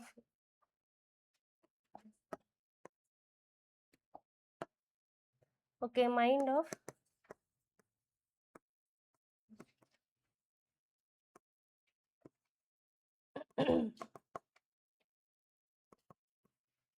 okay, minds of makers of constitution. ಹಿಂಗೆ ನೋಡ್ಕೋಬೇಕು. ಫಸ್ಟ್ ಕೇಸಲ್ಲಿ ಬೇರುಬಾರಿ ಪಾರ್ಟ್ ಪ್ರಿಯಾಂಬಲ್ ಬಂದಿದ ತಕ್ಷಣ ನಾವೇನ್ ಮಾಡ್ತೇವೆ, ಓಕೆ ಪ್ರಿಯಾಂಬಲ್ ನನ್ಗೆಲ್ಲ ಗೊತ್ತು, ಎಲ್ಲ words 9 words, Kesavananda Bharati, okay next question. No, ಇದರಲ್ಲಿ ನೆನ್ಪಿಟ್ಕೋಬೇಕು, ಬೀರುಬಾರಿಯಲ್ಲಿ ಇದು ಇರುತ್ತೆ 1973 1995. ಓಕೆ, 1960 ಬೀರುಬಾರಿಯಲ್ಲಿ ಇಟ್ ಈಸ್ ಅ ಪಾರ್ಟ್ ಅಂತ ಹೇಳ್ತಾರೆ. ಪ್ರಿಯಾಂಬಲ್ ಅನ್ನೋದು ಪಾರ್ಟ್ ಆರ್ ನೋ ಪಾರ್ಟ್ ಅಂತ. ನಾನು ಡೀಟೇಲ್ ಆಗಿ ಡಿಸ್ಕಷನ್ ಜಡ್ಜ್ಮೆಂಟ್ ಬಗ್ಗೆ ಮಾತಾಡಲ್ಲ, ಬಿಕಾಸ್ ಟೈಮ್ ಆಗೋಗ್ಬಿಡುತ್ತೆ. ಬೀರುಬಾರಿ ಕೇಸಸ್ನ ಓದ್ಕೊಳ್ಳಿ. ಆ ಬೀರುಬಾರಿ ಕೇಸಲ್ಲಿ ಒಂದು ಕ್ವೆಶನ್ ಬರುತ್ತೆ, ಪ್ರಿಯಾಂಬಲ್ ಅನ್ನೋದು part of constitution or not ಅಂತ ಹೇಳ್ಬಿಟ್ಟು. ಇದರಲ್ಲಿ ಬೀರುಬಾರಿಯಲ್ಲಿ ಫಸ್ಟ್ ಕೇಸಲ್ಲಿ, ಹಿಂದೆ ಫಸ್ಟ್ ಕೇಸ್ 1960 ಹೇಳ್ತಾರೆ no it is not a part ಅಂತ ಹೇಳ್ತಾರೆ. ಅದಾದ್ಮೇಲೆ ಈ ಕೇಸ್ ಬರುತ್ತೆ, ಕೇಶವಾನಂದ ಭಾರತಿ, ಮೋಸ್ಟ್ ಫೇಮಸ್ ಕೇಸಲ್ಲಿ. ಇದರಲ್ಲಿ ಪಾರ್ಟ್ ಹೌದು, ಪ್ರಿಯಾಂಬಲ್ ಅನ್ನೋದು ಸಂವಿಧಾನದ ಪಾರ್ಟ್ ಅಂತ ಹೇಳ್ತಾರೆ. ಅದಾದ್ಮೇಲೆ LIC ವರ್ಸಸ್ ಯೂನಿಯನ್ ಆಫ್ ಇಂಡಿಯಾದಲ್ಲಿ it is a integral part ಅಂತ ಹೇಳಕ್ ಶುರು ಮಾಡ್ತಾರೆ. ಅದಾದ್ಮೇಲೆ ಬೀರುಬಾರಿಯಲ್ಲೂ ಕೂಡ ಇದು not a part of India, not a part of constitution, ಆದ್ರೆ minds of maker of constitution, open to the minds. Preamble ಅನ್ನೋದು open to the minds of makers of constitution. ಅಂದ್ರೆ ಕಾನ್ಸ್ಟಿಟ್ಯೂಷನ್ದು ಮೈಂಡ್ ಇರ್ತಾರಲ್ಲ, ಕಾನ್ಸ್ಟಿಟ್ಯೂಷನ್ ಬರ್ದಿರ್ತಾರಲ್ಲ, ಅವ್ರದ್ದು ಈ ಪ್ರಿಯಾಂಬಲ್ ಪೇಜ್ ಅನ್ನೋದು ಏನಿದೆ ಅಲ್ವಾ, ಅವ್ರ ಥಿಂಕಿಂಗ್ದು ಅಂದ್ರೆ ಮೈಂಡ್ಸ್ ಆಫ್ ಮೇಕರ್ಸ್ ಅಂದ್ರೆ ಅಲ್ಲಿರೋ ಜನಗಳದು ಐಡಿಯಾಲಜಿ ಇದರಲ್ಲಿ ಇದೆ ಅಂತ ಹೇಳ್ತಾರೆ. ಅದನ್ನೇ ಇಲ್ಲಿ ಕೊಟ್ಟಿದ್ದಾರೆ, minds of makers of constitution. ಅದಕ್ಕೆ ಫ್ಯೂಚರಲ್ಲಿ ಅಥವಾ ಈಗ ರೀಸೆಂಟಲ್ಲಿ ಯಾವುದೇ ಜಡ್ಜ್ಮೆಂಟ್ಸ್ ಬರಲಿ, ಪ್ಲೀಸ್ ಮೇಕ್ ಶೋರ್ ದ್ಯಾಟ್ ಯಾವ ಜಡ್ಜ್ಮೆಂಟಲ್ಲಿ ಏನು ಹೇಳಿರ್ತಾರೆ ಅನ್ನೋದನ್ನ ನೆನ್ಪಿಟ್ಕೊಳ್ಳಿ. ಸೊ ಈ ಥರ ಕ್ವಶನ್ಸ್ ಕೊಟ್ಬಿಡ್ತಾರೆ, ನಮ್ಗೆ ಗೊತ್ತೇ ಇರಲ್ಲ ಅಲ್ವಾ, ನಾವು ಡೀಟೇಲ್ ಆಗಿ ಇಷ್ಟು ಓದಿರಲ್ಲ. ಏನು ಕೊಟ್ಟಿರ್ತಾರೆ, ಬೀರುಬಾರಿಯಲ್ಲಿ ಏನೇನೋ ಹೇಳಿರ್ತಾರೆ, ನಮಗೆ ಬೀರುಬಾರಿಯಲ್ಲಿ ಒಂದೇ ಗೊತ್ತು, it is not a part ಅಂತ ಮಾತ್ರನೇ ಗೊತ್ತಿರುತ್ತೆ. ಬಟ್ ಇದು ಗೊತ್ತಿತ್ತಾ ನಿಮಗೆ? ನೋ, ಈ ಥರ ಕೊಡ್ತಾರೆ. ಸೊ ಫ್ಯೂಚರಲ್ಲಿ ನೀವು ನ್ಯೂಸ್ ಪೇಪರನ್ನು ಓದಲಿ, ಏನೇ ಓದಲಿ, ಒಂದು ಸ್ವಲ್ಪ ಇನ್ ಡೀಟೇಲ್ ಆಗಿ ಅದರಲ್ಲಿ ಏನು ಹೇಳಿರ್ತಾರೆ ಅಥವಾ ಏನು ಹೇಳಿರಲ್ಲ ಅದನ್ನ ನೋಡ್ಕೊಳ್ಳಿ. ಓಕೆ, ಆ್ಯಂಡ್ ಆಲ್ಸೋ ನಿಮಗೆ ಡಿಫ್ರೆಂಟ್ ಆಗಿ ಏನು ಕ್ವಶನ್ ಕೇಳ್ಬೋದು ಪ್ರಿಯಾಂಬಲಲ್ಲಿ ಅಂದರೆ, ಪ್ರಿಯಾಂಬಲ್ ಅನ್ನೋದು ಹೆಂಗೆ ಡಿಫೈನ್ ಮಾಡಿ ಹೇಳಿದ್ರು. ಪ್ರಿಯಾಂಬಲ್ ಅನ್ನೋದು ಹೆಂಗ್ ಡಿಫೈನ್ ಮಾಡಿ ಹೇಳಿದ್ರು ಅಂದರೆ, ಪಾಲ್ಕಿವಾಲಾ ಅವರು ಏನಂತ ಹೇಳಿದ್ರು, ಸೋಲ್ ಆಫ್ ಕಾನ್ಸ್ಟಿಟ್ಯೂಷನ್ ಅಂತ ಹೇಳಿದ್ರು. ಓಕೆ, ಹಾರೋಸ್ಕೋಪ್ ಆಫ್ ರಿಪಬ್ಲಿಕ್ ಅಂತ ಯಾರು ಹೇಳಿದ್ರು? ಮುನ್ಷಿ ಅವರು ಹೇಳಿದ್ರು. ಆಯ್ತಾ? ಓಕೆ, ಸೊ ಯಾರ್ಯಾರು ಏನೇನು ಡೆಫಿನಿಷನ್ ಕೊಟ್ಟಿದ್ರು ಅದ್ರ ಬಗ್ಗೆ ಎಲ್ಲ ನೋಟ್ ಡೌನ್ ಮಾಡ್ಕೋಬೇಕಾಗುತ್ತೆ. ಎಲ್ಲರೂ ಏನೇನೋ ಕೊಟ್ಟಿರ್ತಾರೆ, ಬಟ್ ಮೇಜರ್ ಆಗಿರೋರ್ದನ್ನ ಮಾತ್ರ ನೆನ್ಪಿಟ್ಕೊಳ್ಳಿ. ಫರ್ದರ್ ಮೋರ್ ಕ್ವಶನ್ ಕೇಳ್ಬೋದು, ಪಾಲ್ಕಿವಾಲಾ ಅವರು ಇಂಡಿಯನ್ ಪ್ರಿಯಾಂಬಲ್ನ ಏನಂತ ಹೇಳಿದ್ರು ಆ ಟೈಮಲ್ಲಿ ಅಂತ ಹೇಳಿದ್ರು, ಸೋಲ್ ಆಫ್ ದ ಕಾನ್ಸ್ಟಿಟ್ಯೂಷನ್ ಅಂತ. ಓಕೆ, ಸೊ ಇದನ್ನ ಚೇಂಜ್ ಮಾಡಿಬಿಟ್ಟು next soul of the constitution, preamble ಅನ್ನೋದು ಸೋಲ್ ಆಫ್ ದ ಕಾನ್ಸ್ಟಿಟ್ಯೂಷನ್ ಅಂತ ಯಾರು ಹೇಳಿದ್ರು ಅಂತ ಆಪ್ಷನ್ಸ್ ಅಲ್ಲಿ ನೇಮ್ ಹಾಕಿ ಕೊಟ್ಬಿಡ್ತಾರೆ. ಸೊ ಆ ಥರ ಓದ್ಕೊಳ್ಳಿ.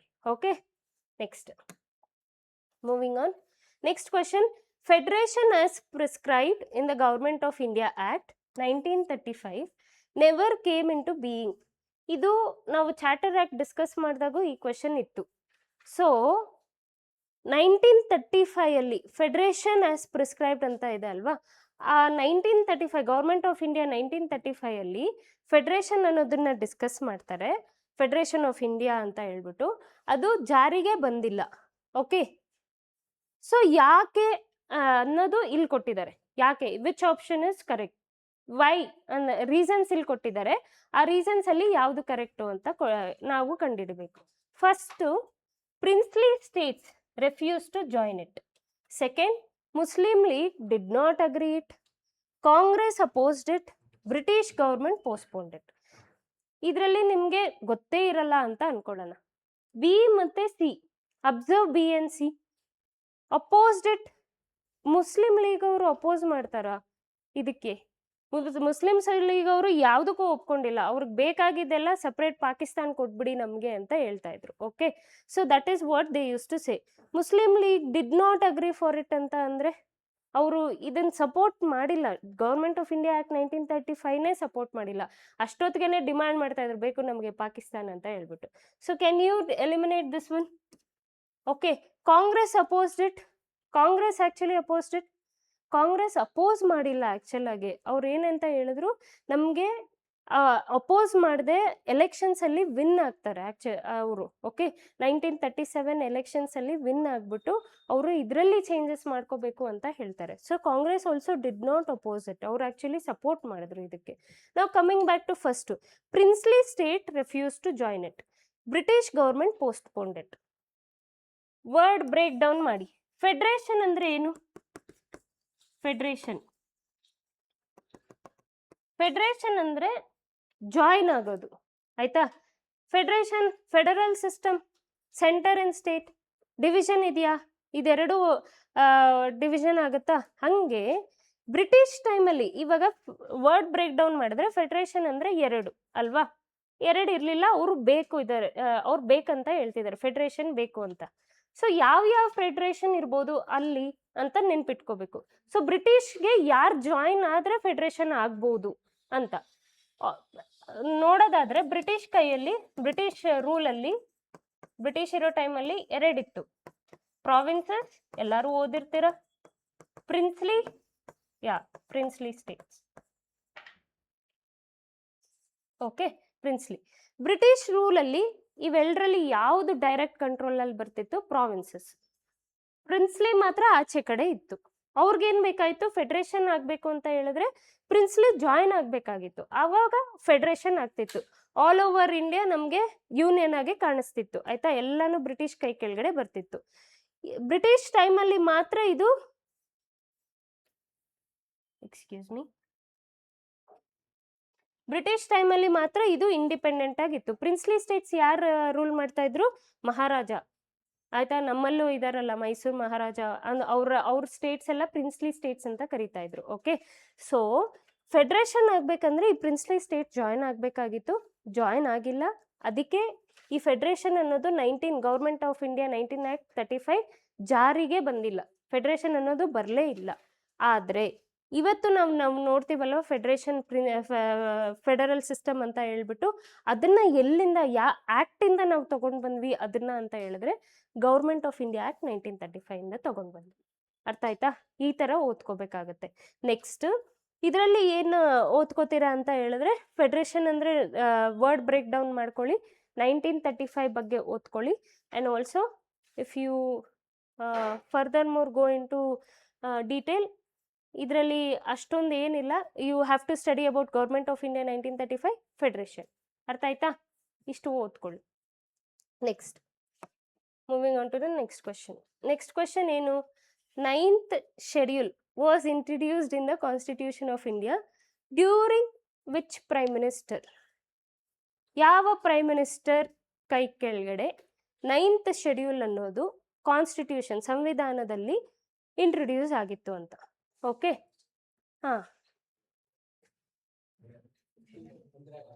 Indira Gandhi. Fantastic.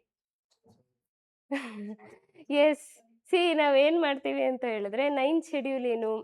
9th schedule land reform. Okay, land reform ಮತ್ತೆ ಜುಡಿಷರಿಗೂ ಮತ್ತೆ ಪಾರ್ಲಿಮೆಂಟ್ಗೂ ಜಾಸ್ತಿ ಕಾನ್ಫ್ಲಿಕ್ಟ್ ಆಗಿದ್ದು ಯಾವ ಟೈಮಲ್ಲಿ ಅಂದ್ರೆ ಇಂದಿರಾ ಗಾಂಧಿ ಟೈಮಲ್ಲಿ ಆಗುತ್ತೆ, ಆಯ್ತಾ? ಇಂದಿರಾ ಗಾಂಧಿ ಟೈಮಲ್ಲಿ ಜುಡಿಷರಿ ರಿವ್ಯೂ ಮಾಡಬಾರ್ದು, ನ್ಯಾಷನಲ್ ಎಮರ್ಜೆನ್ಸಿ ಎಲ್ಲ ನಾವು ನೋಡ್ತೀವಿ ಅಲ್ವಾ, ಜುಡಿಷರಿ ರಿವ್ಯೂ ಮಾಡಬಾರ್ದು ಅಂತ ಎಷ್ಟೊಂದು ಅಮೆಂಡ್ಮೆಂಟ್ಸ್ನ ಪಾಸ್ ಮಾಡ್ತಾರೆ ಇಂದಿರಾ ಗಾಂಧಿ ಗೌರ್ಮೆಂಟ್ ಅವರು. ಸೊ ನಮ್ಗೇನಾಗುತ್ತೆ, ಓಕೆ ಇಂದಿರಾ ಗಾಂಧಿ ಅವರು ಟೈಮಲ್ಲೇ ಪಾಸ್ ಆಗಿರೋದು ಇದು 9th schedule ಅಂತ ಅನ್ಕೊಂತೀವಿ. It's actually Jawaharlal Nehru. Okay, ಅಲ್ಲಿ ಎಕ್ಸ್ಪ್ಲೇನ್, ನಾವು ಇವಾಗ ನಾನು ಎಕ್ಸ್ಪ್ಲೇನ್ ಮಾಡ್ತೀವಿ. First of all 9th schedule ಅಂದ್ರೆ ಏನು? Land reform. ಅಂಡ್ ಆಲ್ಸೋ ಇದೇನ್ ಹೇಳುತ್ತೆ ಅಂತ ಹೇಳಿದ್ರೆ, ಪಾರ್ಲಿಮೆಂಟ್ ಮತ್ತೆ ಸ್ಟೇಟ್ಸ್ ಲಾ, ಇದರಲ್ಲಿ ಬರೋ ಈ ಶೆಡ್ಯೂಲ್ ಅಲ್ಲಿ ಪಾರ್ಲಿಮೆಂಟ್ ಮತ್ತೆ ಸ್ಟೇಟ್ಸ್ ಲಾ ಇರೋದನ್ನ ಕೋರ್ಟ್ ಅವರು ನೋಡಲೇಬಾರ್ದು, ರಿವ್ಯೂ ಮಾಡಲೇಬಾರ್ದು, ಕೋರ್ಟ್ ಅವರು ಇಂಟರ್ಫಿಯರ್ ಮಾಡಲೇಬಾರ್ದು ಅನ್ನೋದು 9th schedule, ಆಯ್ತಾ? ಫಸ್ಟ್ ಈಗ ಲಾಜಿಕ್ ಪ್ರಕಾರ ಹೋದ್ರೆ ಲ್ಯಾಂಡ್ ರಿಫಾರ್ಮ್ ಅಂತ ನಾವೇನು ಹೇಳಿದ್ವಿ ಅಲ್ವಾ, ಅರ್ಜೆಂಟಾಗಿ ನಮಗೆ ಇಂಡಿಪೆಂಡೆನ್ಸ್ ಬಂದಿದ್ದು ನೆಕ್ಸ್ಟ್ ಕೆಲಸ ನಾವು ಮಾಡಿದ್ದು ಏನು ಗೊತ್ತಾ? ಲ್ಯಾಂಡ್ ರಿಫಾರ್ಮ್ ಮಾಡಿದ್ದು. ಯಾರ್ಯಾರ ಹತ್ರ ಜಾಸ್ತಿ ಲ್ಯಾಂಡ್ಸ್ ಇರುತ್ತೆ ತಗೊಳೋದು, ಅದನ್ನ ರಿಫಾರ್ಮ್ ಮಾಡಿ ಬೇರೆಯವ್ರಿಗೆ ಕೊಡೋದೆಲ್ಲ ಮಾಡೋಕ್ಕೆ ಶುರು ಮಾಡಿದ್ವಿ. ಇದು ನಮಗೆ ತುಂಬಾ ಇಂಪಾರ್ಟೆಂಟ್ ಆಗಿತ್ತು, ಆಯ್ತಾ. ಬಟ್ ಅದಕ್ಕೆ ನಮಗೆ ಶೆಡ್ಯೂಲ್ ಇರಲಿಲ್ಲ, ಯಾವುದು ಶೆಡ್ಯೂಲ್ ಇರಲಿಲ್ಲ. ಸೊ ಫಸ್ಟ್ ಇಂಡಿಪೆಂಡೆನ್ಸ್ ಆದಮೇಲೆ ಫಸ್ಟ್ ನಾವು ಅದನ್ನ ಕೆಲಸ ಮಾಡಬೇಕಾಗಿದ್ದು ಲ್ಯಾಂಡ್ ರಿಫಾರ್ಮ್ ಮಾಡಬೇಕಾಗಿತ್ತಲ್ಲ. ಸೊ ಈ 9th ಶೆಡ್ಯೂಲ್ನ ಪಾಸ್ ಮಾಡ್ತೀವಿ. 9th ಶೆಡ್ಯೂಲ್ನ we will pass. 9th schedule pass ಮಾಡಿದ್ಮೇಲೆ ಆ ಟೈಮಲ್ಲಿ ಫಸ್ಟ್ ಯಾರು ಪ್ರೈಮ್ ಮಿನಿಸ್ಟರ್ ಆಗಿರ್ತಾರೆ? ನೆಹರು ಅವರು ಆಗಿರ್ತಾರೆ. ಸೊ ಈ ಲಾಜಿಕ್ ಪ್ರಕಾರ ಹೋದ್ರೆ ನಾವು ಜವಾಹರ್ಲಾಲ್ ನೆಹರು ಕೈ ಕೆಳಗಡೆ ಆಪ್ಷನ್ ನ ಚೂಸ್ ಮಾಡ್ಬೋದು. ಓಕೆ, ಡ್ಯೂರಿಂಗ್ ಇಂದಿರಾ ಗಾಂಧಿ ಟೈಮಲ್ಲಿ ಏನಾಗುತ್ತೆ ಅಂತ ಹೇಳಿದ್ರೆ ನ್ಯಾಷನಲ್ ಎಮರ್ಜೆನ್ಸೀಸ್ ಪಾಸ್ ಆಗುತ್ತೆ, 46 ಅಮೆಂಡ್ಮೆಂಟ್ಗಳು ಪಾಸ್ ಆಗುತ್ತೆ. ಇದನ್ನ ನೆನ್ಪಿಟ್ಕೋಬೇಕು. ಓಕೆ, ನಾವೇನ್ ಮಾಡ್ತೀವಿ, ಪ್ರೈಮ್ ಮಿನಿಸ್ಟರ್ಸ್ ಅವರು ಅಷ್ಟೊಂದು ಇಂಪಾರ್ಟೆಂಟ್ ಅಲ್ಲ, ಸ್ಕಿಪ್ ಮಾಡೋಣ ಅಂತ ಅಂತೀವಿ. ಸೊ ಪ್ರೈಮ್ ಮಿನಿಸ್ಟರ್ ಟೈಮಲ್ಲಿ ಏನೇನು ಚೇಂಜಸ್ ಆಗಿತ್ತು ಅಂತ ಈ ಥರ ಕ್ವಶನ್ಸ್ ಬರುತ್ತೆ. ನೋಡಿದ್ರಾ ಏನೇನು ಕ್ವಶನ್ ಬಂದಿದೆ ಅಂತ ಹೇಳ್ಬಿಟ್ಟು. ಅಂದರೆ 9th ಶೆಡ್ಯೂಲ್ ಅನ್ನೋದು ಈ ಥರ ಮೇಜರ್ ಆಗಿ ಅವ್ರ ಟೈಮಲ್ಲಿ ಯಾವುದಾದ್ರೂ, ಈಗ ಪ್ರೆಸೆಂಟಾಗಿ ಫಾರ್ ಎಕ್ಸಾಂಪಲ್ ಈಗ ನೆಹರು ಅಂತ ಇದ್ದಾರೆ, ಈಗ ಫ್ಯೂಚರಲ್ಲಿ ಕೊಡ್ಬೋದು. ಮೋದಿ ಗೌರ್ಮೆಂಟ್ ಟೈಮಲ್ಲಿ ಆರ್ಟಿಕಲ್ ಜಮ್ಮು ಆ್ಯಂಡ್ ಕಾಶ್ಮೀರ್ ಅಬ್ರೋಗೇಷನ್ ಅಂತ, ಆ ಅಬ್ರೋಗೇಷನ್ ಯಾರ ಪೀರಿಯಡ್ ಟೈಮಲ್ಲಿ ಹಾಕಿತ್ತು ಅಂತ ಈಗ ಕೇಳಲ್ಲ, ಜನರಲ್ ಆಗಿ ಫ್ಯೂಚರಲ್ಲಿ ಕೇಳ್ಬೋದು. ಈ ಥರ ಪ್ರೈಮ್ ಮಿನಿಸ್ಟರ್ ಟೈಮಲ್ಲಿ ಮೇಜರ್ ಚೇಂಜಸ್ ಯಾವುದೇದಾಗಿತ್ತು ಅಂತ ಕೇಳಿ ಕೊಡ್ತಾರೆ. So further more 9th schedule ಅನ್ನೋದನ್ನ ನೋಡ್ಕೊಳ್ಳಿ. ಆ್ಯಂಡ್ 9th ಶೆಡ್ಯೂಲಲ್ಲಿ ಆಗ ಏನಿತ್ತು ಅಂತ ಹೇಳಿದ್ರೆ ಯಾವುದು ರಿವ್ಯೂ ಮಾಡಬೇಕು ಅನ್ನೋದಿರಲಿಲ್ಲ. ಇದನ್ನ ಚೇಂಜ್ ಆಗಿದ್ದು ಯಾವಾಗ ಅಂದರೆ ಸೇಮ್ ಬೇರುಬಾರಿ ಕೇಸಲ್ಲಿ ಚೇಂಜ್ ಆಗುತ್ತೆ. ಬೇರುಬಾರಿ ಕೇಸಲ್ಲಿ 1916 ಏನು ಚೇಂಜ್ ಆಗುತ್ತೆ ಅಂದರೆ, 9th ಶೆಡ್ಯೂಲಲ್ಲಿ ಪಾರ್ಲಿಮೆಂಟ್ ಮತ್ತು ಸ್ಟೇಟ್ ಲಾ ನೀವೇನೇನು ಪಾಸ್ ಮಾಡ್ತೀರಾ ಅಲ್ವಾ, ಜುಡಿಷಿಯಲ್ ರಿವ್ಯೂ ಇದೆ. ಯಾವಾಗ ಅಂದರೆ ಅದು ಬೇಸಿಕ್ ಸ್ಟ್ರಕ್ಚರ್ ಏನಾದರೂ ವೈಲೇಟ್ ಮಾಡಿದ್ರೆ ನಮಗೆ ಜುಡಿಷಿಯಲ್ ರಿವ್ಯೂ ಅನ್ನೋದು ಸಾಧ್ಯತೆ ಇದೆ ಅಂತ ಹೇಳ್ಬಿಟ್ಟು ಬೇರುಬಾರಿ 1960 ಹೇಳ್ತಾರೆ. ಅರ್ಥ ಆಯ್ತಾ? ಸೊ ನೆಕ್ಸ್ಟ್ ಲಾಲ್ ಬಹದ್ದೂರ್ ಶಾಸ್ತ್ರಿ ಟೈಮಲ್ಲಿ ಏನಾಯಿತು ಅಂತ ನೋಡ್ಕೊಳ್ಳಿ. ನೆಕ್ಸ್ಟ್ ಮೊರಾರ್ಜಿ ದೇಸಾಯಿ ಟೈಮಲ್ಲಿ ಏನಾಗುತ್ತೆ ಅಂತ ನೋಡ್ಕೊಳ್ಳಿ. ಓಕೆ, ಸೊ ದೇ ಆರ್ ಅದರಲ್ಲಿ ಚೇಂಜಸ್ ಏನಾಗಿಲ್ಲ ಅಷ್ಟೊಂದು, ಬಟ್ ಇಲ್ಲಿ ಏನಕ್ಕೆ ಕೊಟ್ಟಿದ್ದಾರೆ ಅಂದರೆ ಶಾಸ್ತ್ರಿ ಅವರಾದ್ಮೇಲೆ ಇಂದಿರಾ ಗಾಂಧಿ ಅವರೇ ಬರ್ತಾರೆ. ನಿಮಗೆ ಕನ್ಫ್ಯೂಸ್ ಮಾಡೋದಕ್ಕೇನೆ ಶಾಸ್ತ್ರಿ ಅವರು ಟೈಮ್ ಲೈನ್ ಇಟ್ಕೊಂಡು ಹೋದ್ರೆ ನೆಹರು ಅವರು, ಶಾಸ್ತ್ರಿ ಅವರಾದ್ಮೇಲೆ ಇಂದಿರಾ ಗಾಂಧಿನೇ ಬರ್ಬೋದು, ಈ ಟೈಮಲ್ಲಿ ಏನನ್ನ ಆಗಿರ್ಬೋದು ಅಂತ ಹೇಳ್ಬಿಟ್ಟು ಇಂದಿರಾ ಗಾಂಧಿ ಅವ್ರನ್ನ ಕರೆಕ್ಟಾಗಿ ಪ್ಲೇಸ್ ಮಾಡಿದ್ದಾರೆ ಅಲ್ಲಿ. So don't get confused. ಇದರಲ್ಲಿ ಪ್ರಾಮಿನೆಂಟ್ ಆಗಿ ನೋಡಿದ್ರೆ ನೆಹರು ಇಂದಿರಾ ಗಾಂಧಿ ಟೈಮಲ್ಲೇ ಕನ್ಫ್ಯೂಸ್ ಆಗುತ್ತೆ. ಸೊ ಒಂಚೂರು revision important. Okay, next question. Which schedule of the constitution of India contains provision regarding anti defection? News ಪೇಪರಲ್ಲಿ 3 days ಬ್ಯಾಕಲ್ಲಿ ಈ ಆಂಟಿ ಡಿಫೆಕ್ಷನ್ ಬಗ್ಗೆ ಒಂದು ನ್ಯೂಸ್ ಆರ್ಟಿಕಲ್ ಬಂದಿತ್ತು. Okay, what is that? ಅತ್ತಲ್ಲ, ವಾಟ್ ವಾಸ್ ದ ನ್ಯೂಸ್ ಅಂತ ಕೇಳ್ತೆ. 3-4 days ಅಲ್ಲಿ ಈ ಆಂಟಿ ಡಿಫೆಕ್ಷನ್ ಬಗ್ಗೆ ಕೇಳಿದ್ರು. Okay, some of the MPs actually joined other parties ಅಂತ ಕೇಸ್ ಹಾಕಿದ್ರು. ಅದ್ರ ಮೇಲೆ ಈ ನ್ಯೂಸ್ ಆರ್ಟಿಕಲ್ಸ್ ಬರುತ್ತೆ. ಆ ನ್ಯೂಸ್ ಆರ್ಟಿಕಲ್ಸ್ ಕರೆಂಟ್ ಅಫೇರ್ಸು ಕೂಡ ಟ್ರ್ಯಾಕ್ ಇಟ್ಕೊಳ್ಳಿ. ಓಕೆ, ನೆಕ್ಸ್ಟ್ ಇದರಲ್ಲಿ ಯಾವುದು 10th schedule is the correct answer. Okay, ಹಾಗಿದ್ರೆ ಈ ಕ್ವೆಶನ್ ಆಗೋಯ್ತಾ? No. What does the second schedule says? Second schedule ಏನು ಹೇಳುತ್ತೆ? Privilege, salaries, emolument, highest constitution ಪೊಸಿಷನಲ್ಲಿ ಕೂತಿರ್ತಾರಲ್ಲ ಅವ್ರದ್ದು ಪ್ರಿವಿಲೇಜಸ್ ಆಗಲಿ, ಎಮ್ಯೂಲ್ಮೆಂಟ್ ಮತ್ತು ಸ್ಯಾಲರೀಸ್ ಇದ್ರ ಬಗ್ಗೆ ಮಾತಾಡಿರುತ್ತೆ. ಓಕೆ, ಯಾವುದು? Second schedule. ಅರ್ಥ ಆಯ್ತಾ? ಕಾನ್ಸ್ಟಿಟ್ಯೂಷನಲ್ ಪೋಸ್ಟ್ ಅಂದರೆ ಯಾರ್ಯಾರು? ಪ್ರೆಸಿಡೆಂಟ್ ಅವರು, ಗವರ್ನರ್ ಅವರು, ಪ್ರೈಮ್ ಮಿನಿಸ್ಟರ್ಸ್ ಅವರು, ಇಂಥವ್ರದ್ದು. ಅರ್ಥ ಆಯ್ತಾ? Next, what is 5th schedule? Very good, SC ST. ಕರೆಕ್ಟಾ? ಅಂದರೆ ಅಡ್ಮಿನಿಸ್ಟ್ರೇಟಿವ್ ಕಂಟ್ರೋಲ್ ಎಲ್ಲಾನು ಅಡ್ಮಿನಿಸ್ಟ್ರೇಟಿವ್ ಕಂಟ್ರೋಲ್ ಯಾವ ಕೆಳಗಡೆ ಫಾರ್ SC ಮತ್ತು STಗೆ ಯಾರ ಶೆಡ್ಯೂಲಲ್ಲಿ ಬರುತ್ತೆ ಅಂದರೆ 5th ಶೆಡ್ಯೂಲಲ್ಲಿ ಬರುತ್ತೆ. 8th schedule very good. ನಮಗೆ ಒಫಿಷಿಯಲ್ಸ್ ಲ್ಯಾಂಗ್ವೇಜ್ ಎಷ್ಟಿದ್ದಾವೆ? 22 ಲ್ಯಾಂಗ್ವೇಜಸ್ ಒಫಿಷಿಯಲ್ ಲ್ಯಾಂಗ್ವೇಜ್. ಓಕೆ, ರೀಸೆಂಟಾಗಿ ಇವಾಗ ಇದನ್ನು ನೀವು ನೋಡ್ಕೊಂಡ್ರಿ ಅಲ್ವಾ, ರೀಸೆಂಟಾಗಿ ಆ್ಯಡ್ ಆಗಿರೋ ಲ್ಯಾಂಗ್ವೇಜ್ ಯಾವುದು ಅಂತ ನೋಡ್ಕೋಬೇಕು. ಓಕೆ, ಫಸ್ಟ್ ಲ್ಯಾಂಗ್ವೇಜು ಯಾವ್ದು ಅಫಿಷಿಯಲ್ ಲ್ಯಾಂಗ್ವೇಜ್ ಆಗಿದೆ ಅಂತ ನೋಡ್ಕೋಬೇಕು, ಸುಮ್ಮನೆ ಓದ್ಕೊಳೋದಲ್ಲ. ನೆಕ್ಸ್ಟು ಈಗ 5th ಶೆಡ್ಯೂಲ್ ಅಂತ ಇದೆ ಅಲ್ವಾ, SC ಮತ್ತು ST, ನಾರ್ತ್ ಈಸ್ಟಲ್ಲಿ ಏನೋ ಕರೆಂಟ್ ಅಫೇರ್ಸಲ್ಲಿ ಬರ್ತಾ ಇದೆ ಇದ್ರ ಬಗ್ಗೆ. ಓಕೆ, ಅದನ್ನ ಓದ್ಕೋಬೇಕಾಗುತ್ತೆ. ಬರೀ okay 5th schedule SC ST administrative ಓದ್ಕೊಂಡಾಯ್ತು, ನೋ, ಇದನ್ನ ಕರೆಂಟ್ ಅಫೇರ್ಸ್ಗೆ ಲಿಂಕ್ ಮಾಡ್ಕೋಬೇಕು ನೀವು. Okay, current affairs and also ಯಾವುದೋ ಒಂದು ಟ್ರೈಬ್, ನಮ್ಮ ಇಂಡಿಯಾದಲ್ಲಿ ಯಾವುದೋ ಒಂದು ಟ್ರೈಬ್ ನಮ್ಮ ಲ್ಯಾಂಗ್ವೇಜು ಕೂಡ ಒಫಿಷಿಯಲ್ ಲ್ಯಾಂಗ್ವೇಜ್ ಮಾಡಿ ಅಂತ ಹೇಳ್ತಾ ಇದ್ದಾರೆ.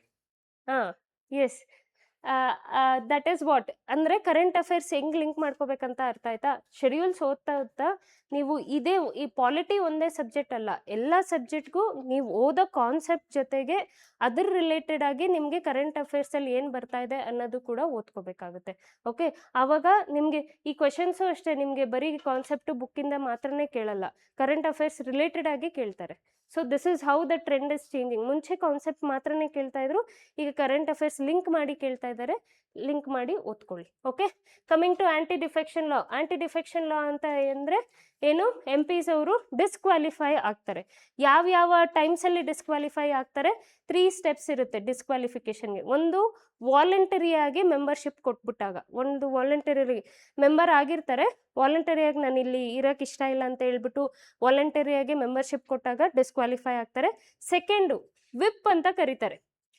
ಓಕೆ, ವಿಪ್ ಯಾವಾಗ ಅಂತ ಹೇಳಿದ್ರೆ, when a member abstains from voting. Voting ಇರುತ್ತೆ, ವೋಟಿಂಗ್ ಮಾಡೋಕ್ಕೆ ಕೊಡ್ತಾರೆ ಅಲ್ವಾ, ಬಿಲ್ಲು ವೋಟ್ ಮಾಡೋಕ್ಕೆ ಕೊಡ್ತಾರೆ. ಯಾವಾಗ ವೋಟಿಂಗ್ ಟೈಮಲ್ಲಿ ಇವರು ವೋಟ್ ಮಾಡಲ್ಲ, ಅದಕ್ಕೆ ವಿರುದ್ಧ ಹೋಗ್ತಾರೆ, ಆವಾಗ ಡಿಸ್ಕ್ವಾಲಿಫಿಕೇಶನ್ ಆಗ್ತಾರೆ.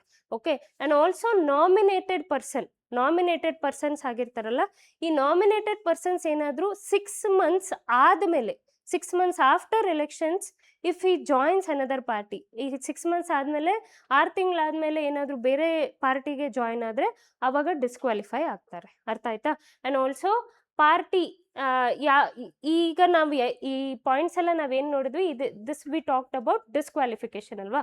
ಡಿಸ್ಕ್ವಾಲಿಫಿಕೇಶನ್ ಆಗದೆ ಇದ್ದದ್ದು ಯಾವಾಗ? ಡಿಸ್ಕ್ವಾಲಿಫಿಕೇಶನ್ ಆಗದೆ ಇರೋ ಕಾರಣಗಳು ಯಾವಾಗ ಅಂತ ಹೇಳಿದ್ರೆ, ಫಸ್ಟ್ ಇದು ಆಂಟಿ ಡಿಫೆಕ್ಷನ್ ಯಾವಾಗ ಆ್ಯಡ್ ಆನ್ ಆಗಿದ್ದು? 10th ಶೆಡ್ಯೂಲೇ. ಓಕೆ, 19 ಗುಡ್ 1985 ಅಲ್ಲಿ 10th ಶೆಡ್ಯೂಲ್ ಆ್ಯಡ್ ಆಗುತ್ತೆ. ಸೊ ಈ ಟೈಮಲ್ಲಿ ಇದು ಫಸ್ಟ್ ಅಲ್ವಾ, ಸೆಕೆಂಡ್ ಅಮೆಂಡ್ಮೆಂಟ್ ಆಗುತ್ತೆ, 91st ಅಮೆಂಡ್ಮೆಂಟ್ ಆಗುತ್ತೆ. ಯಾವಾಗ ಅಂತ ಹೇಳಿದ್ರೆ 2003 ಅಲ್ಲಿ ಅಮೆಂಡ್ಮೆಂಟ್ ಆಗುತ್ತೆ.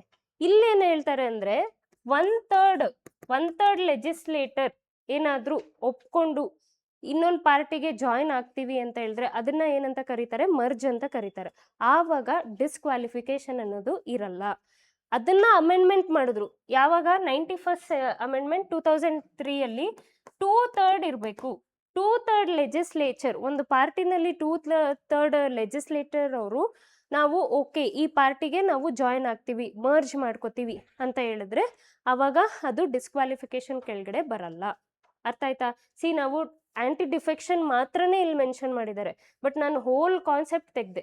ಓಕೆ, ಆಂಟಿ ಡಿಫೆಕ್ಷನ್ ಅಂದರೆ ಏನು, ಯಾವಾಗ ಆ್ಯಡ್ ಆಗಿದ್ದು, ಅದಕ್ಕೆ ಅಮೆಂಡ್ಮೆಂಟ್ಸ್ ಯಾವಾಗ ತೊಗೊಂಡು ಬಂದ್ವಿ, ಅದಾದಮೇಲೆ ಡಿಸ್ಕ್ವಾಲಿಫಿಕೇಶನ್ ಯಾವಾಗ ಆಗ್ತಾರೆ, ಡಿಸ್ಕ್ವಾಲಿಫಿಕೇಶನ್ ಆಗದೆ ಇದ್ದದ್ದು ಟೈಮ್ ಯಾವುದು ಅಂತಲೂ ನಾನು ಡಿಸ್ಕಸ್ ಮಾಡಿದೆ. Okay, this is how you have to study. Whole concept ಆಗೋಯ್ತಲ್ಲ, ಇಲ್ಲೇ ಓದಿದ್ರಿ anti defection along with this add on plus add on current affairs, ಮುಗೀತು.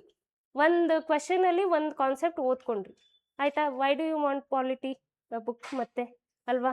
ಸೊ ಎಕ್ಸ್ಟ್ರಾ ಪಾಯಿಂಟ್ಸ್ ಇದನ್ನೇ ಆ್ಯಡ್ ಮಾಡ್ಕೊಂಡು ಹೋಗ್ತಾ ಇದ್ರೆ ಅಷ್ಟೇ ಸಾಕಾಗುತ್ತೆ. Understood with this is all about anti defection law.